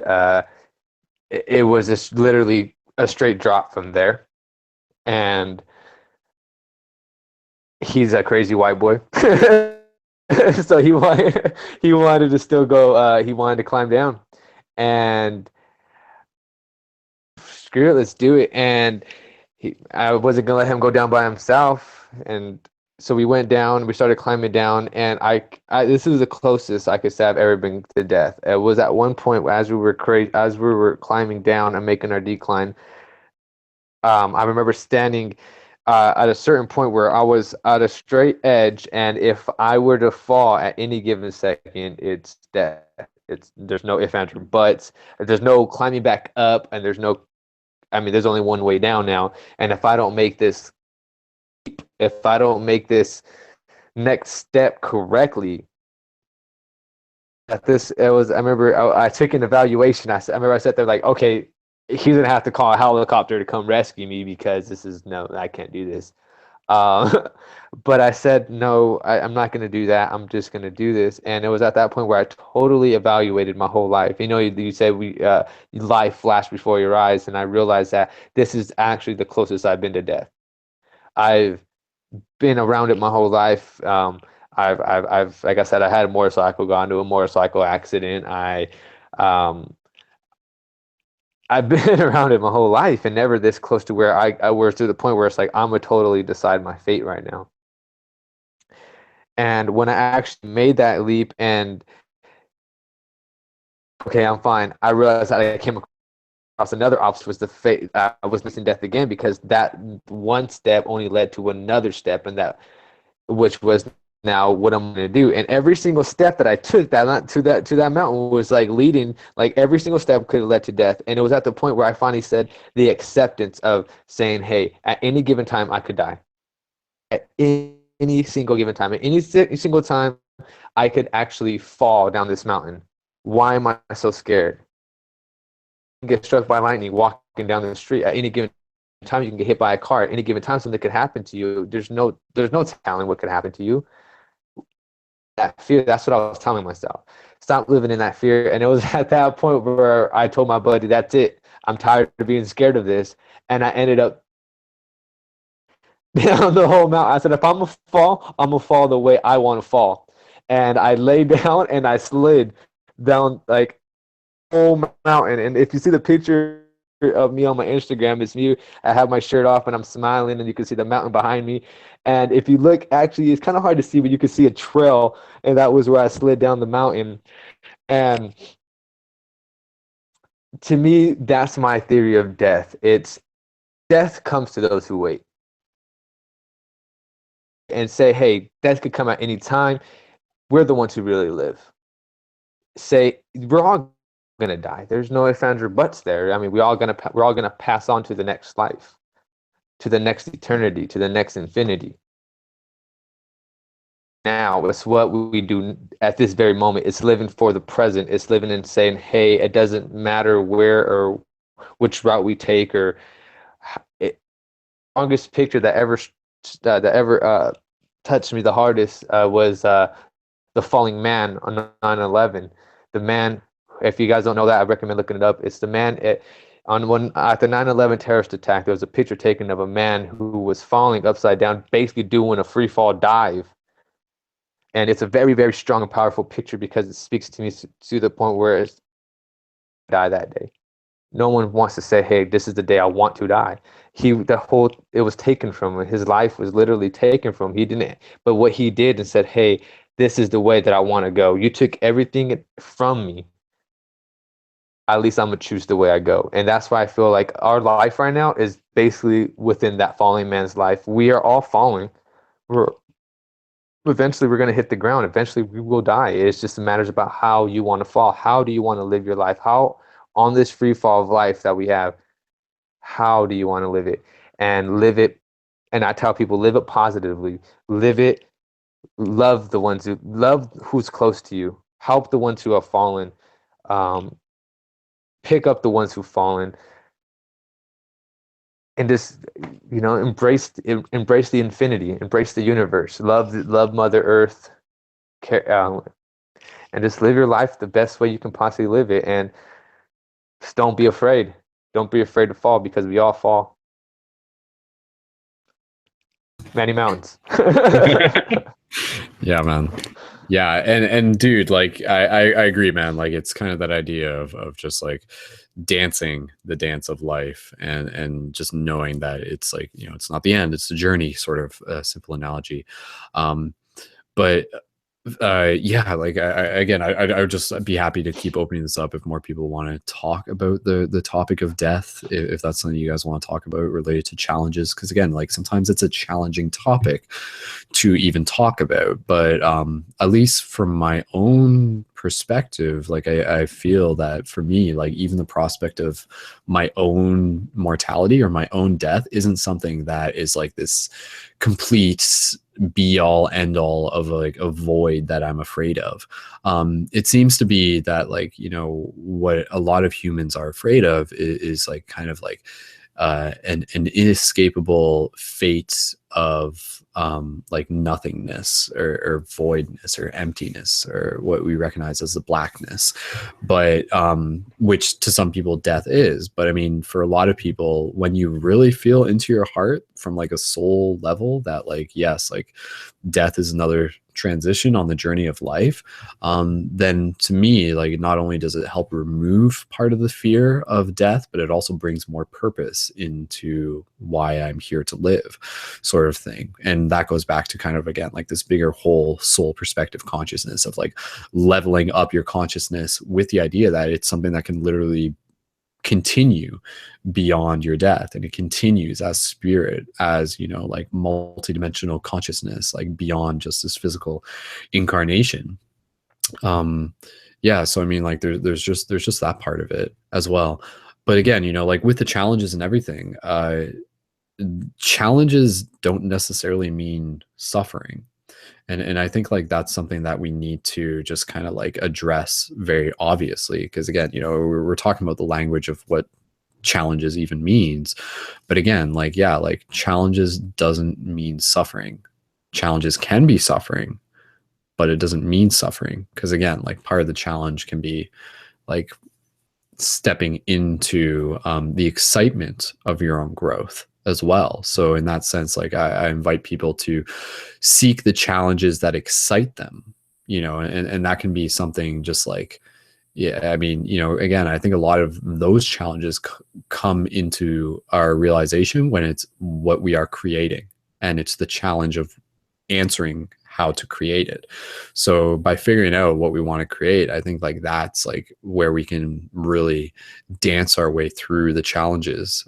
Again, just with that shift in our perspective, where it no longer becomes this chore, but it becomes like a celebration of expression.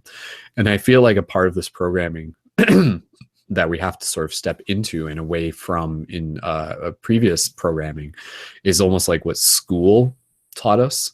A lot of times, like school taught us that creation often went hand in hand with performing an arduous task that we were assigned to do outside of our personal free will that we didn't necessarily want to do, sort of thing. So it's just like, do this essay, do this report, do this math textbook sort of thing. We're just like, oh, challenges, like, God damn it. But you are leveling up, but it's not really what you want to be doing. So again, take a notice of how that type of challenge feels when somebody else is telling you create this, but at the same time you can find your own uniqueness within any challenge. But looking into your life, what are the challenges that excite you?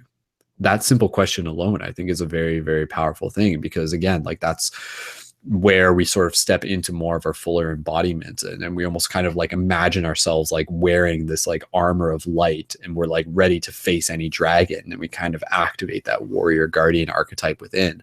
And again, like that can also be the part of you that when the time comes also has the strength to like step into the darkness, to be there to help someone else. So again, it's not just about you, it's about like how you're there, you're creating, you're awesome, you're doing great. And then when the time comes, when somebody else needs you, you're present.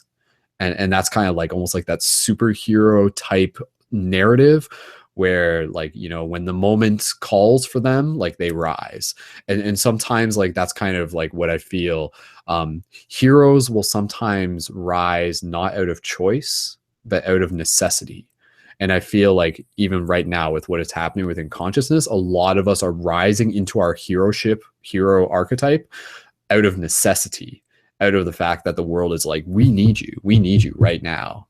The bigger picture needs you. The kids today who are like 13 years old and confused as hell with what society's throwing at them need us to be able to help lead the way and to show an alternative path and to show like what else can be done to change the narrative.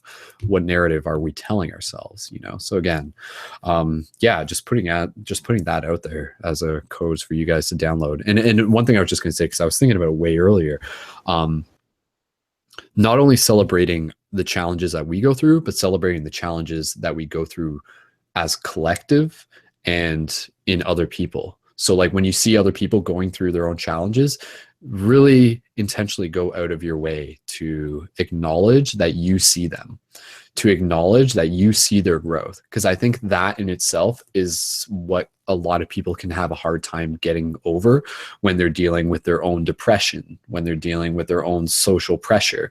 You know, they may be accomplishing challenges, and they are accomplishing challenges in their own little way, because it's never like they're not trying. Like they're just kind of trying with what they got.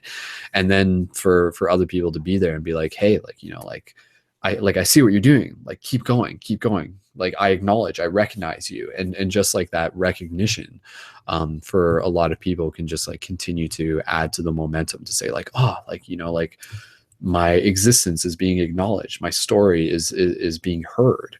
And again, even, you know, going back to just like what Zoe was saying and stuff like that, like never underestimate the power of simply being there to hold space and to listen to someone. That in itself is like such a powerful thing. But yeah, I just wanted to say, like, really, you know, like applauding all of us for going through our challenges, but reminding us to encourage each other and to continue to encourage us as we continue to go through our individual challenges, because it's a lot of it has to do with morale. I think that word is very powerful, and morale is something that builds with momentum. So you kind of want to like plant seeds for morale, to sort of like garner inspiration, because inspiration, I feel, is the fuel for change in a lot of ways. So the cultivation of inspiration can come through, again, like ideas can come through leading by example. It can come through just, again, like simply just being heard in a lot of cases. But yeah, that's just stuff that's just coming through me right now in the moment. I want to be able to just get some more ideas before we get close to wrapping up this this broadcast. So if anybody else has anything that they want to share related to the overall theme of challenges, please feel free. Jared, go ahead. Hey there. Said a lot there, but can you hear me? All right. You mentioned law of attraction before, and a little tidbit from me and a lot of other people. When we spin out a vortex and our emotions take over, is expectations. No expectations, no worries. And to play on to that would be that life is like a movie. And don't expect the movie to turn out the way you expect it, but the way you truly want it to come out. And the universe is playing into that for you, for all of us, to come out how we truly desire it, not how we think it. That helps me along the way. You're saying biggest challenges, on a positive note, is like your site here and getting people together. Even with family, how we're divided, or mentalities, whatnot. As you mentioned, so it's not all my challenges, but it's the one that excites me. Which, sorry, say that again, Jared. I think you cut out. Which one?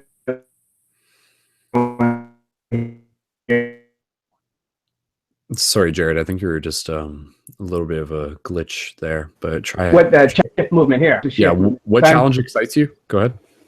What excites me and challenges me at the same time is like these shift movements, and to get people together, kind of like we do with sports. Sports is a good analogy. I see that everybody is playing this game of life, and they're putting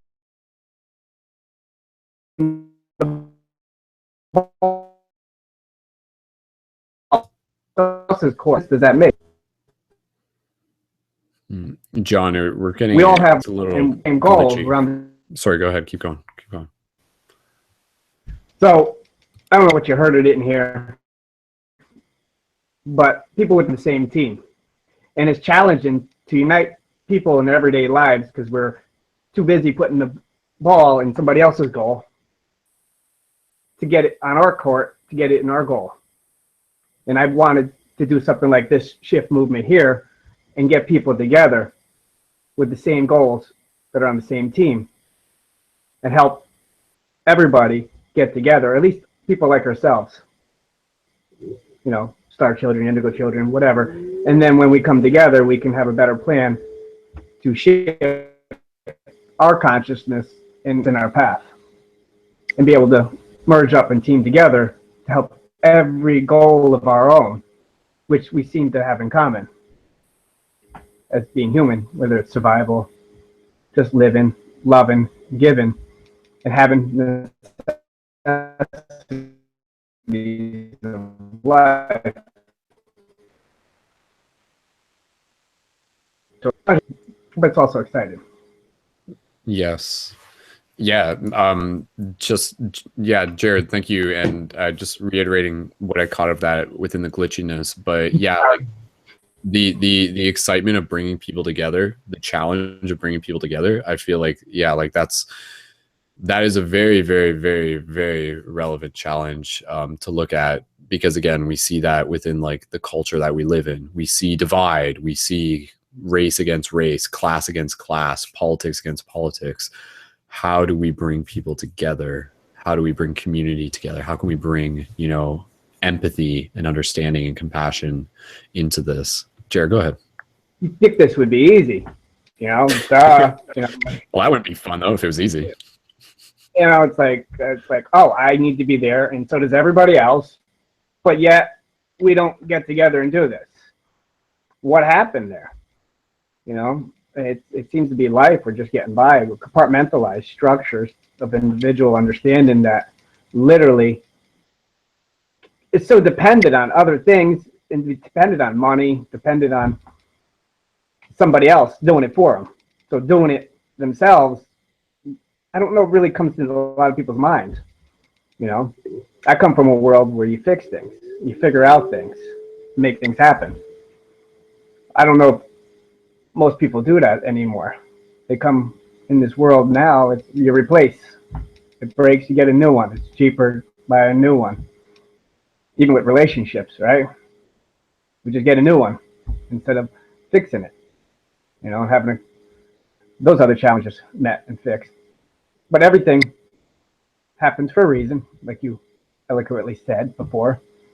And you find a silver lining, and the universe is giving you somebody, and we elevate to get prepared for that new something, that thing that we desire, truly desire, not what we think, but we desire is coming along as well. I like to see something like this community work together like we are, but work a little more, recruiting people, and when we get a team, you just go for it. And that could happen in Zimbabwe, Africa, anywhere. When we get this roadmap, this roster, this team together, whether they're over there or we're over here, we help people organize. We share our resources and make all our goals come true, whatever they are. And that could be divided amongst individual goals. And then when you go on a site like this and there's goals that are listed, we can go for those goals. Whether that's happening in your town or if you're a traveler. And I'd like to add that to your site or do something along the lines so we can recruit in the same fashion we understand sports, but play ball for ourselves, for our goals. And stop putting the ball in somebody else's basket. It just doesn't make sense. I dig it, man. I dig it. Exactly right. Like, and again, like that's one of the challenges is how do we get people excited about changing the world? And when we sort of look at the things that we do get excited about, such as sports, such as video games, and bring those textures into being able to do the things that are going to accelerate the shift in consciousness, I think that's where more people start to be like, hey, that's not so much of a chore as much as it is a awesome epic fantasy adventure. So yeah, the Jedi are real. So it's happening, man. It is happening. So Jared, thank you, man. It's awesome. Is there anything else you want to add in now? Challenges, right? Depends how far deep you want to go or how high. Yeah, really. Talk about the other challenge of meet contact to make this a little easier for us, right? But cool. That'll happen sooner or later. For sure. Well, I'll just take a moment. Yeah, I'll just take a moment here because Kat actually, who's in the Hangout, but she's been listening. She left a comment in the chat, and I'll read that here, and then we'll just, again, we'll pass it around a little bit more if anybody else wants to add any points, and we're getting close to wrapping up the broadcast. But Kat left a quote here, and she just says, thank you so much, everyone, for the nuggets of truth that we've been sharing. And one of the quotes that she said, I'd love to leave you guys with a quote that has been scribbled into my notebook, which I've consistently looked back on in times of need. The quote is, a warrior is not one who never feels afraid or never feels pain. A warrior is someone who, when struck with calamity, will absorb the shock, slowly turn that painful energy into something progressive, and then rebound into an evolved state of mind and will.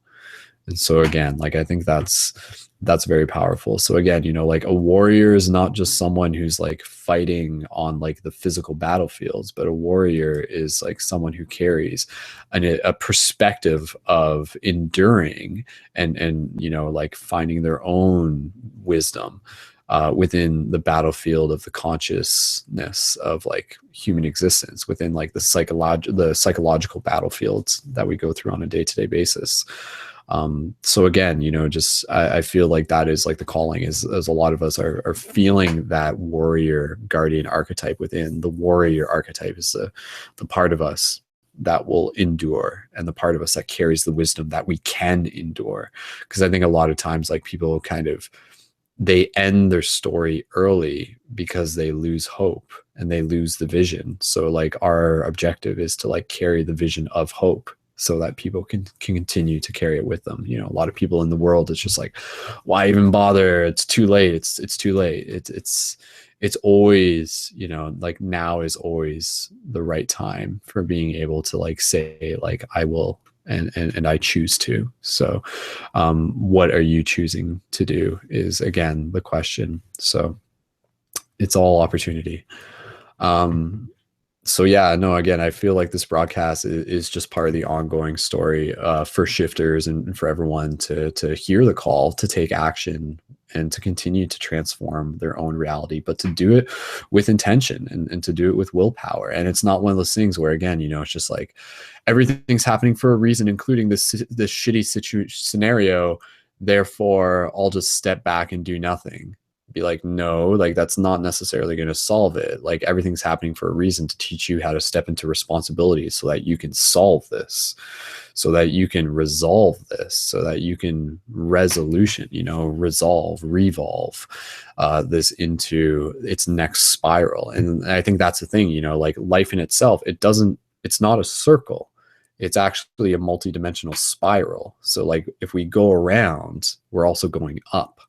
And that's kind of what we're doing. We're like bringing the revolution into our reality through our individual consciousness. So the revolution of consciousness, seashells, Fibonacci, spirals, all that. Okay, guys, let me just take a quick moment here, just because we're going to get close to the end of the broadcast, but I do just want to pass the talk and stick around for any final ideas, thoughts, comments, and then we'll wrap up this broadcast. But Zoe, go ahead first. I'll let you jump in, and then I'll do other stuff in a minute. Okay, if you cool. wanted to jump in, go ahead. Yeah, I do. Yeah, there's just like this one final thing.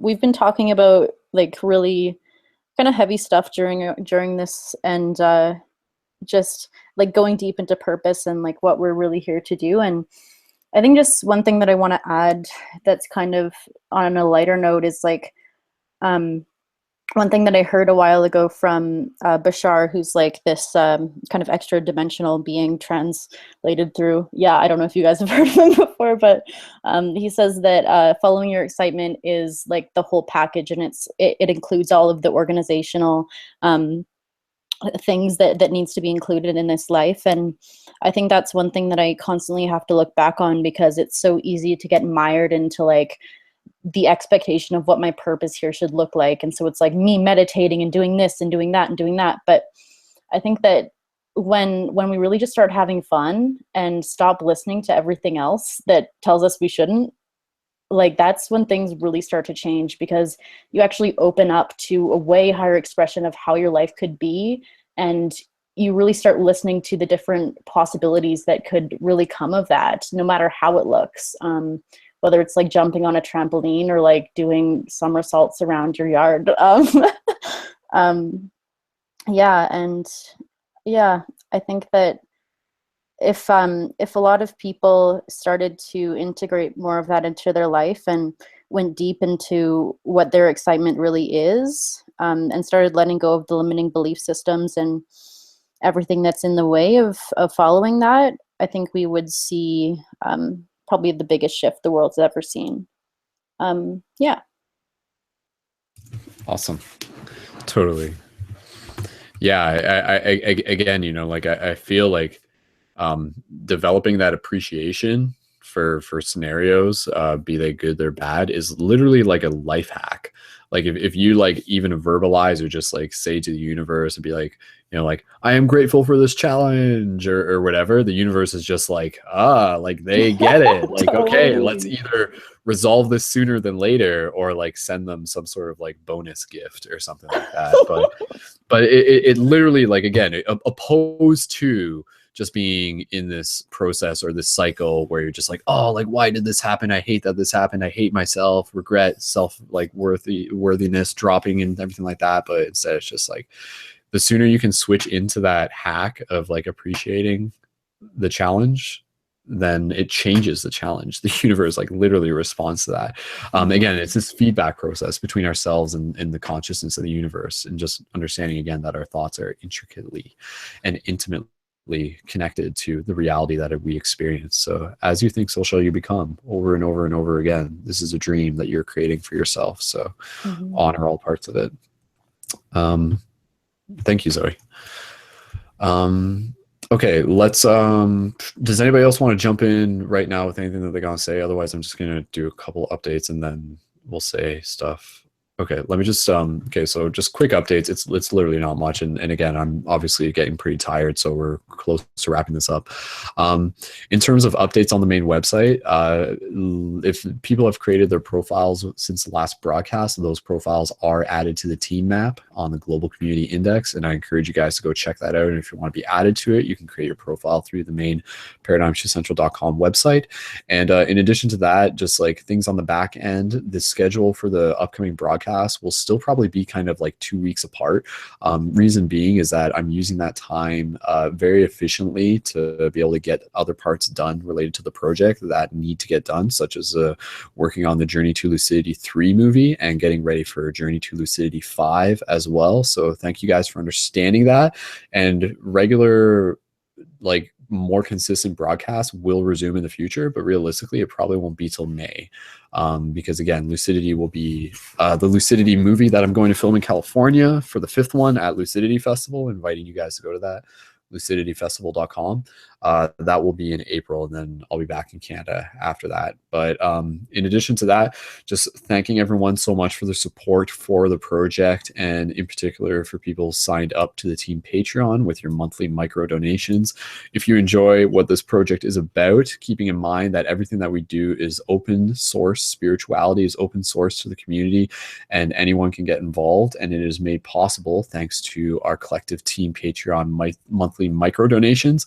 So if you want to continue to help support more broadcasts for the community, as well as get your shift buttons, which I won't explain in detail too much, but again, the awesome buttons that a lot of you have probably seen that have the website to the ParadigmShiftCentral.com, and are great ways to be able to connect with people in your community and to be able to help actively, again, be able to build paradigm shift communities where you are. So signing up for the team Patreon for a monthly micro donation will get you the batch of shift buttons and also other cool stuff as well. In terms of other stuff, I'm raising funds right now for Lucidity. That's something that I want to be able to invite you guys to help out with. And that is also something that you can help with by contributing through the purchase of the light crystals, which I have. Which one? Well, I'll just show you one of them. I have some special Auralite 23 ones that I'm going to have for sale as like a higher specialty item. But again, like, I'm just showing this real quick. But the light crystals, if you guys want to order those, available for asking price of $30 to $60 and multiple colors. And I'm just showing it on the camera. A lot of you guys have seen this, and you have to excuse me. It's not that I'm not enthusiastic. I'm just actually getting pretty tired right now. But again, just if you guys want support Journey to Lucidity 5, you can either directly donate or order the Light Guardian crystals as one way to do that. Again, thank you so much, guys, for being a part of this. Stay tuned for more future broadcasts, and of course, inviting you guys to check out the new content on the main website, including the community quest journals and conscious articles, and inviting you guys to use the main website as a platform to share your journeys, to share your quest journals, to even talk a little bit as an example of a quest journal of what some of the challenges have been that you've gone through, and how you've continued to grow from them. So that would be a great topic for a quest journal.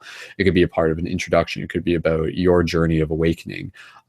So yeah, again, just inviting you guys to check out the website, and there's been a lot of new quest journals that have been added, and thank you so much everyone for their contribution. And there's still so much more, guys, coming for this project, and stay tuned, because it will continue to unfold, and we'll talk a bit more about it in future broadcasts. But with that said, I think that's pretty much just in terms of the updates. And Patreon is patreon.com/Brendan Culleton, and you can go to the main website and scroll down to the bottom to find the link to it as the monthly support squad. So yeah, much love to you guys for being a part of this. Please feel free to share this broadcast with your friends. You can also find Paradigm Shift Radio on iTunes as well, and you can listen to the episodes through that, and all the past episodes are also available through the main website in the media feed.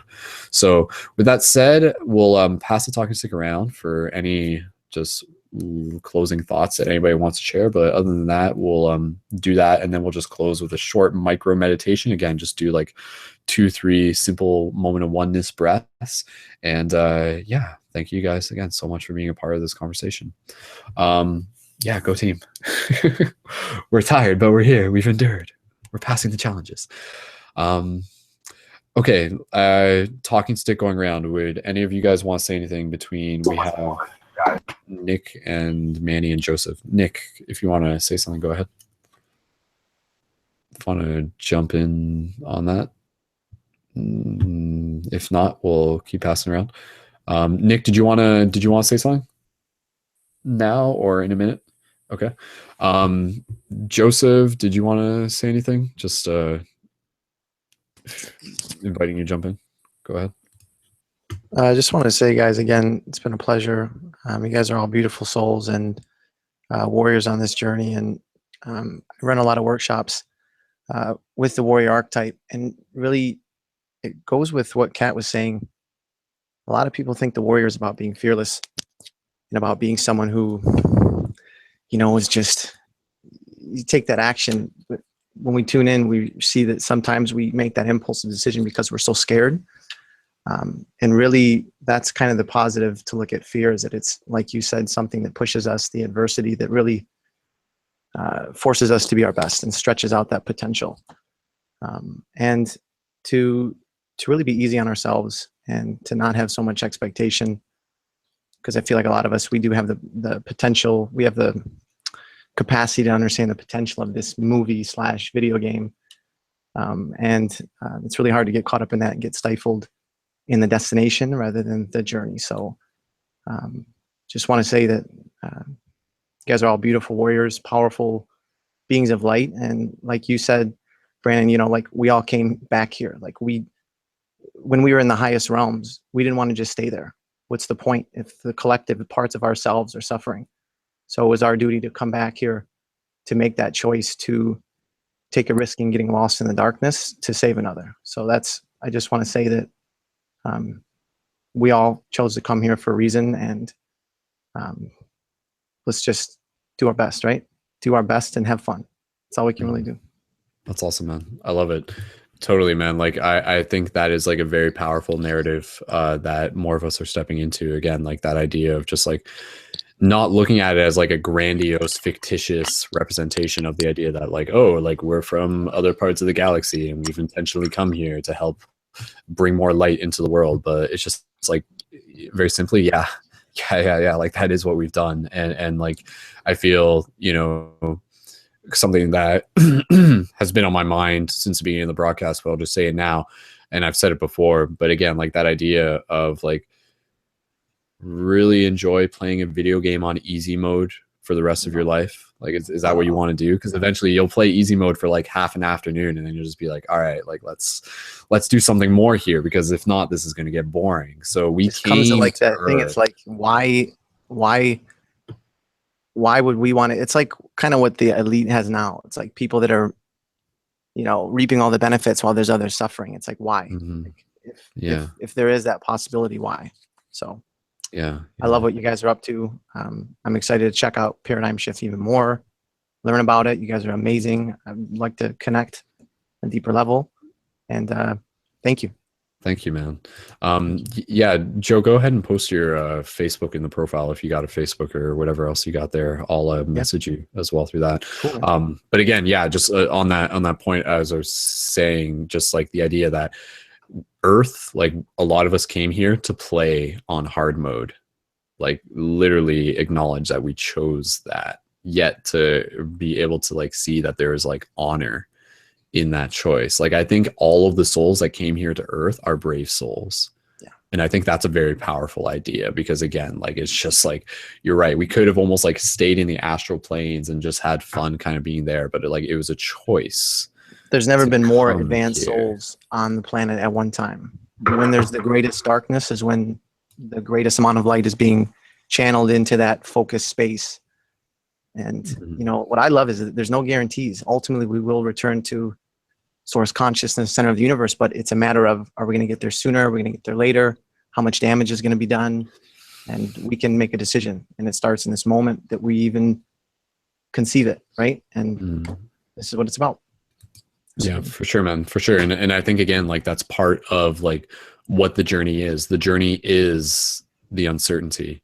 It is the idea that there is something worth standing for, knowing that it could be lost, knowing that it could slip through our fingers if we're not like there to carry it. So like we are here to carry. And again, like I think it's just such a bigger story than we realize. But again, I think a lot of people are waking up to that, and that's part of the challenge. Is not only, and again, I don't say challenge as like a negative thing, but that is like the quest.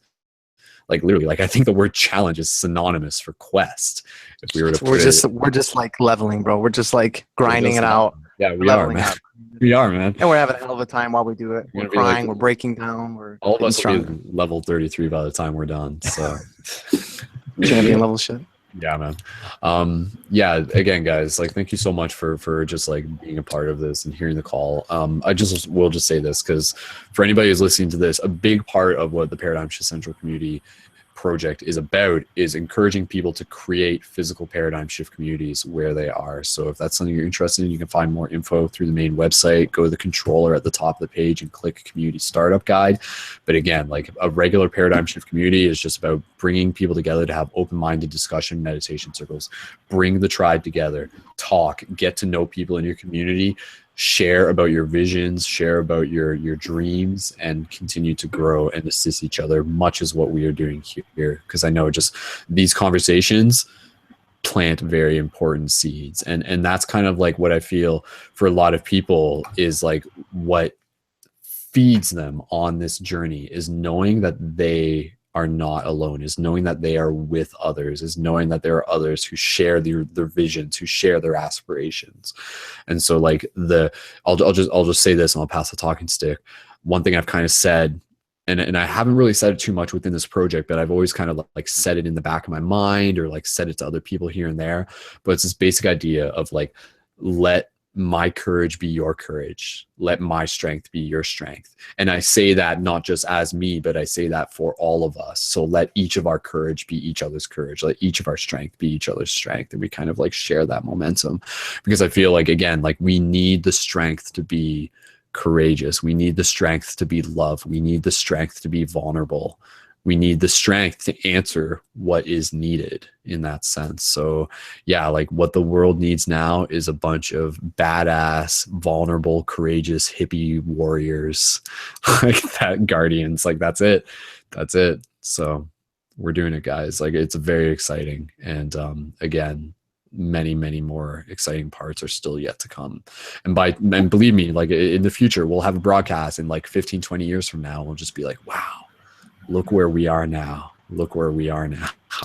And it was all because of the work we put in today. So, okay, we're getting close to wrapping this up, and just a couple more passes around the circle. Nick, go ahead. Yeah, okay. Couple things. Just a quick temperature check on, just wondering how much longer you guys podcast. It's all good. I just want to couple times, and I've been keeping an eye on everything. Everything's looking great. Facebook Live audience.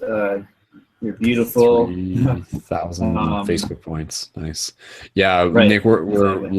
less than 5 minutes, I think, and we're Okay. I just wanted to temperature check on that, and yeah, awesome. You guys are beautiful. Thanks for tuning in, Paradigm Shift. Thank you for having me as well, and this has been awesome. So that's it. You guys rock. Go team, man. Awesome. And again, thank you, Nick, for helping us with the live broadcast tonight, and just encouraging you guys to check out. Nick also works on getting conscious media out there through the Facebook page Third Eye Productions, and we'll post a link for that in the show notes as well. And on the Third Eye Horizon, but Third Eye Horizon, because I was trying to find the link for that. So the Facebook page is it literally facebook.com/Third Eye Horizon? Third Eye Horizon Productions. Go Facebook search. For some reason, my Facebook. Yeah, I'll try and post the link into the chats. Yep, that works. Cool. Yeah. Okay. Yes, thank you again, Nick, and thank you again to the people who happen to be seeing this through Facebook. You are part of a new frontier for what will be a very exciting aspect of being able to help Paradigm Shift Broadcast reach more people. Nick, was there anything else that you want to share related to general closing thoughts? I'll just continue to, discuss and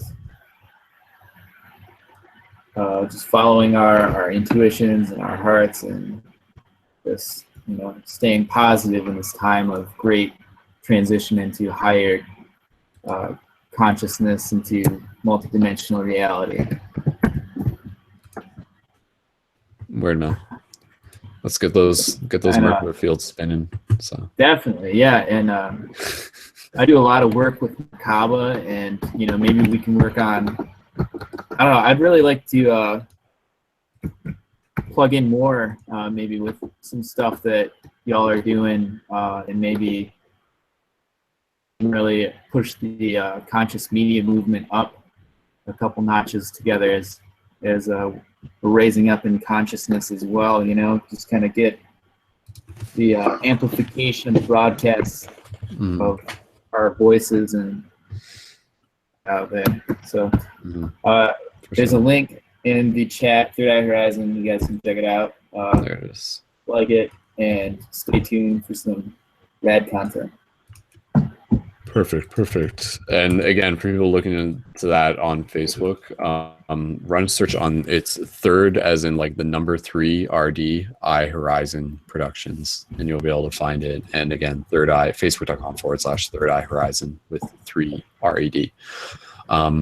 Dude, okay, yes, perfect. Thank you. Let's pretty much get right into closing this up. Anybody else just have any closing thoughts that they just want to share with the team? And thank you again, Nick. Manny, did you want to say anything? Yeah, go ahead. Yeah, real quick. Closing thoughts. You guys are all beautiful. I appreciate you guys. And to touch on what Jared was saying, it's nice to act together who all have the same common goal.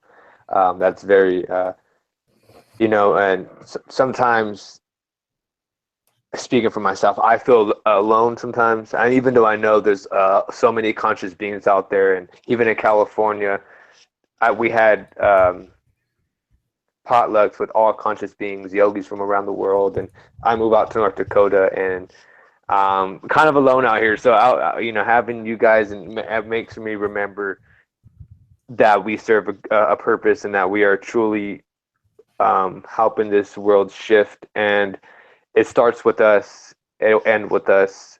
One thing I wrote down, and it sticks with me, it's been sticking with me the whole time, is to touch on what Joe was saying too.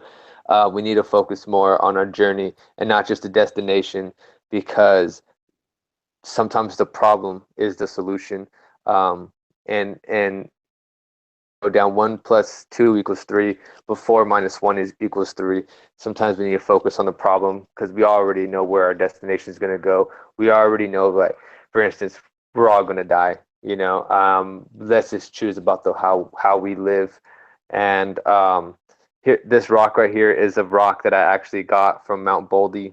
This is actually, I grabbed this from the mountain where I almost died at, and where I realized that where my life kind of started at as well. So I encourage everybody all the time to, anytime they go through something, anytime they feel alone, to always pick up a rock or stone or crystal and remember that is us and these rocks are us, but at the same time they're you. Namaste. We are all one, and this is somebody, you're somebody, we're all brother. Yeah, Joe, right on, man. And Jared, we're never alone. We all live with each other. We are all with each other in spirit, in mind, in body, and soul. You guys are all beautiful. I encourage you guys for everything that everybody's doing to continue doing it. It's having a positive effect. I mean, look, it brought us together. It gave us the opportunity to talk until 1, 2 in the morning, and underneath this full moon, and to realize that sometimes this is what we need to do, to realize we're not alone, and we are all serving a common goal and a common purpose, and that is to be the gray Jedi, to let people know that there is a medium point, and to have the journey into lucidity. And one question I had for you, Brendan, was the Lucidity Festival. When is that? So Lucidity Festival is April 7th to 9th, and it's near Santa Barbara, California. It's in Santa Ynez, California, and lucidityfestival.com. But yeah, totally. Anybody listening to this is a total invitation broadcast. Just like, feel free to join me there and even be a part of the filming. So I'd love to meet up with some of you guys there if you're able to. I'm actually heading out back to North Dakota, from North Dakota to California, because where I'm from. I'm actually going to try to make that. I'm going to go ahead and I'm going to really try to make that hard. That's actually when I was planning on going back either way. So it's almost synchronicity right there as well. Right on, man. Right on. So awesome. We'll definitely get, but you guys are all beautiful. Continue pushing. Brandon, you're doing a great job, brother. You keep on going. The shift is happening. And if you guys ain't following me yet, you could, if you look up Manuel Roybal on Facebook, that's actually where I do my Facebook Live. So if you look up Manny Mountains, I had a bunch of likes and comments on my I do my live videos from my personal page, because that's where you have to do them. So if you guys want to add that, you can see my Facebook Live videos from there, which I'm doing one tomorrow. So you guys are more than welcome to join my Facebook Live tomorrow. Awesome. And you guys stay beautiful. Keep your third eye awakened. Keep that eye patch on. You never know when you might need to go in the darkness. So. I like it, man. Yes, Manny, thank you again, and we'll include Manny's profile link into the show notes as well. So like the page and the profile. So Manuel Roybal is a personal profile page. Dude, yeah, and just kind of closing thoughts. Just what I was gonna say, like, the whole like holding up the rock and those ideas of like namaste. To me, those ideas, once you sort of like really get past just kind of like the awe of what they mean, but really root it into like a deeper wisdom of what it represents. To me, those concepts of namaste, of seeing the oneness, of seeing the interconnectedness, those ideas become very, very potent fuel for our mission. And I think that's where they serve us best, is you can almost think of those ideas are almost like stones. Again, going back to stones and crystals, are stones that we can use to sharpen our sword. And by sword, I mean word. And that's what we have to keep in mind, is that our words are our swords. So we're carrying our swords and our words with us. And those are what we're using to create. So again, words create worlds, something we've talked about before. But again, like, it's just kind of like using that deeper wisdom of the namaste and what that means. The light within me sees the light within you. The light and the white in the dark sees the white in the dark within you and me. That is not just an idea, but that is like an intricate part of why we do what we do. and the courage that we can carry with us while doing it. Again, with that like deeper wisdom that is already inside of you. So yes. All right. Guys, we are pretty much ready to wrap this up, but I do just want to again invite if anybody else had anything that they want to add into the circle before we close this off, please feel free to just unmute your microphones, and yeah, we'll just finish with a closing meditation in the next couple minutes. Did Kina, you just joined late, but go ahead if you want to just test your microphone. Go ahead. If you want to say anything. Yes, only saying hi to everyone, and I am late, so maybe next time I will come later on the Hangout. Kina, is there anything? Yeah, if there's, we've been talking a lot about like challenges and just a lot of lessons in that. If there's anything you want to say, by all means, you have a few minutes. Go ahead. Maybe next time. I don't know where you posted your Hangout time. Okay, no worries. The Hangouts usually start around sometime after 9 p.m. Eastern Standard Time. That's when people join. But yes, we'll make sure you're in here for a future one. No problem. Because in Paris it's 8 o'clock, 8 a.m. and I missed. So I am pissed off. I missed the Hangout. So I will watch your Hangout on YouTube and have everyone a nice day. Okay, perfect. Awesome. Well, Kina, thank you. I'm glad you were able to join when you could. And of course, for anybody listening to this, like people are always going to be listening to these broadcasts in the future. And I think that's the exciting part is that, you know, the messages that we create here resonate timelessly. Someone might listen to this broadcast like in a year from now. It might get like the right, you know, they'll just be like, whoa, I needed to hear that, right? Synchronicity will kind of lead us right to where we need to be. And if we have that open heart and that open mind, we'll see when we're in those spaces. So again, just anybody else, if you guys want to say anything just before we close off the circle, if not, that is totally cool because we'll just move into the closing meditation. Just giving a moment here. Yes. If anybody, maybe. Kina, go ahead. Yeah. Yes, I want to share an event with full moon meditation. It's today, and it's a shamanic woman. She invited everyone who wants to do meditation for cleansing and for upgrade your spirits.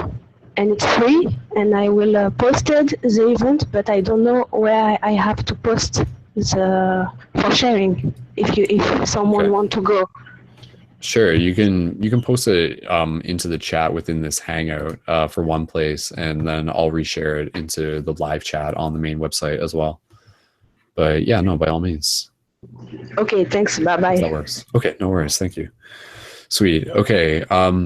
Yeah. So guys, let's just close off this just with a short meditation. And again, happy full moon, everyone. Like this is, I mean, I know we said it was a full moon, but like I feel like just like it's kind of just been there. But again, like the eclipse in this is just kind of in perfect timing with the discussion that we're talking about of looking at the process of when the darkness covers the light, yet knowing that that is just like everything is transient. You know, so whenever you're experiencing darkness, like that too shall pass. This too shall pass. Zoe, go ahead. I just want to. Oh yeah, I just want to play my singing bowl while we're just for the few breaths while we're meditating. I just want to play my singing bowl. Singing bowl. So we can have that as a vibrational ending. Sure. Let's do that. So Zoe, let's just invite people to get into the meditative state, and then when you feel ready, you can gently play the singing bowl and. I'll try to sorry, just play it real quick just for a second, just so I can see what it sounds like in the audio. Okay. All right, okay, that's cool. All right, so I'm just going to toggle the volume on your end, but I think that'll work fine. All right, everyone. So just inviting you guys to, again, just celebrating the full moon, celebrating the present wherever you are, whenever you are, and again, just bringing in an opportunity for us to embody what we have talked about here today, stepping into more courage, stepping into more vulnerability, more strength, deeper wisdom, inner knowing, inner standing, and just inspiration to continue moving forward as we continue to evolve, not just for our story, but as part of the bigger story. So just inviting everyone, we'll just be in a space of silence for 3 slow, deep, calming breaths at your own pace. So just allow yourself to go quiet and be in this space. And then Zoe, when you're ready, you can bring in the singing bowl. So just go ahead and be in this moment of oneness.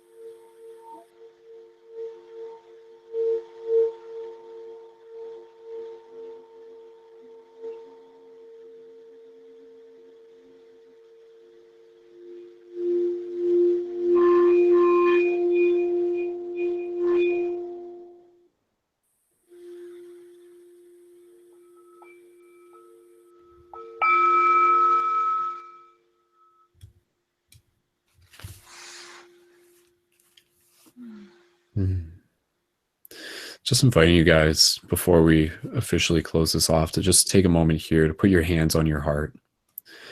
And Zoe, thank you for that vibration, bringing that into this space. And literally just taking a few moments here, just a few more breaths at your own pace, and just bringing compassion, just expressing compassion for yourself, expressing compassion for the many yous that have been carrying this vessel through this journey to bring you to the you that you are now. For you're a multifaceted, a multifractal, a multidimensional being by nature. And by recognizing our part, by recognizing ourselves as one whole, we recognize ourselves of all the parts that have made us into who we are. So just sending love to our past and sending love to our future here. And Zoe, I'd even just invite you to bring in a little bit more of the sound bowl in the next moment. So just hands on the heart, just sending love to your past, to your present, to your future, all that you are, all that you are, all that you have been, all that you are, and all that you are becoming. Just be here in silence.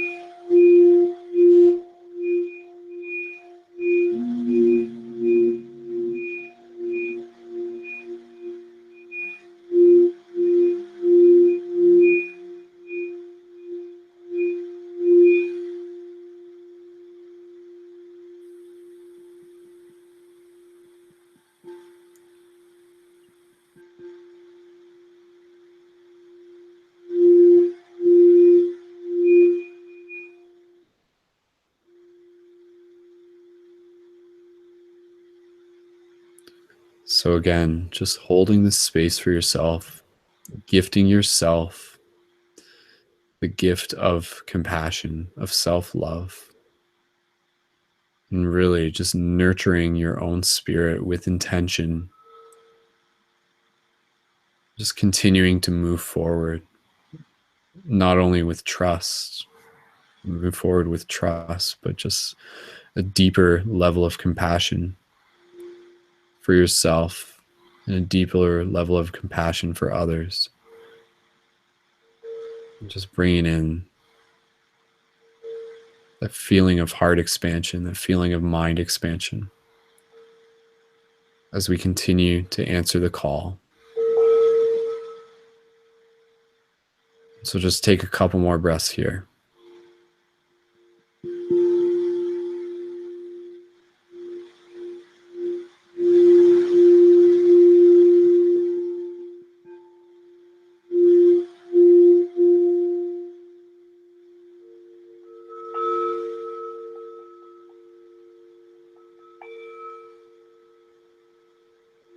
Good.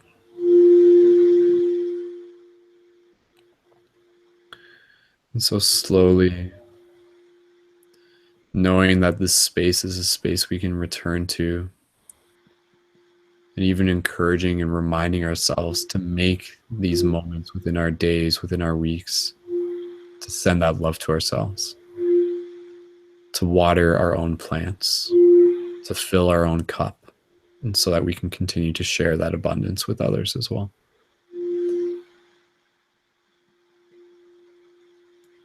So aloha, aho, namaste, much love. The lights, the full encompassing white and black within me sees the light within you. Aho, much love. Gwitch.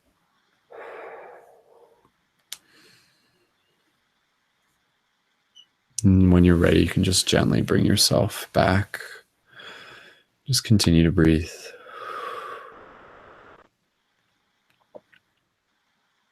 Awesome. Thank you, fellow Guardians. Thank you, fellow Jedi. Thank you, Guardian Zoe, for your sound, for your vibrations. Much love, guys. So awesome, guys. Well, with that said, I think we have accomplished plenty here. And again, thank you guys so much for co-creating this powerful piece of media. And again, just for everyone listening to this in the future, bonus points to you guys, encouraging you guys to share it, to continue to check out and be involved with the Paradigm Shift Central project in many different ways. And yeah, just so grateful. And I embrace the challenge of what we are creating together. And so that's the thing. If we want to bring more light into this world, if we want to create a better future, then we have to understand that that will be a challenge. And it's not to say that we are trying to avoid challenges, but rather we openly embrace them, knowing that we have the strength to make it all possible. So much love, guys. Awesome. Many mountains. Sweet. Okay, guys. With that said, again, thank you so much, everyone, for tuning in. You can support future broadcasts through the Patreon, get your Shifter Booster Kit, create a Shifter profile on the main website, and also check out the team map and find shifters and paradigm shift communities where you are, create your quest journals and conscious articles as well, and so much more. So with that said, on behalf of everyone here, guys, let's all unmute our microphones and make some animal noise and send some love and howl at the moon together here as we just show our appreciation for the whole team everywhere. So join me in howling at the moon. All you got to do is make some noise. Ow, ow, ow. Ow.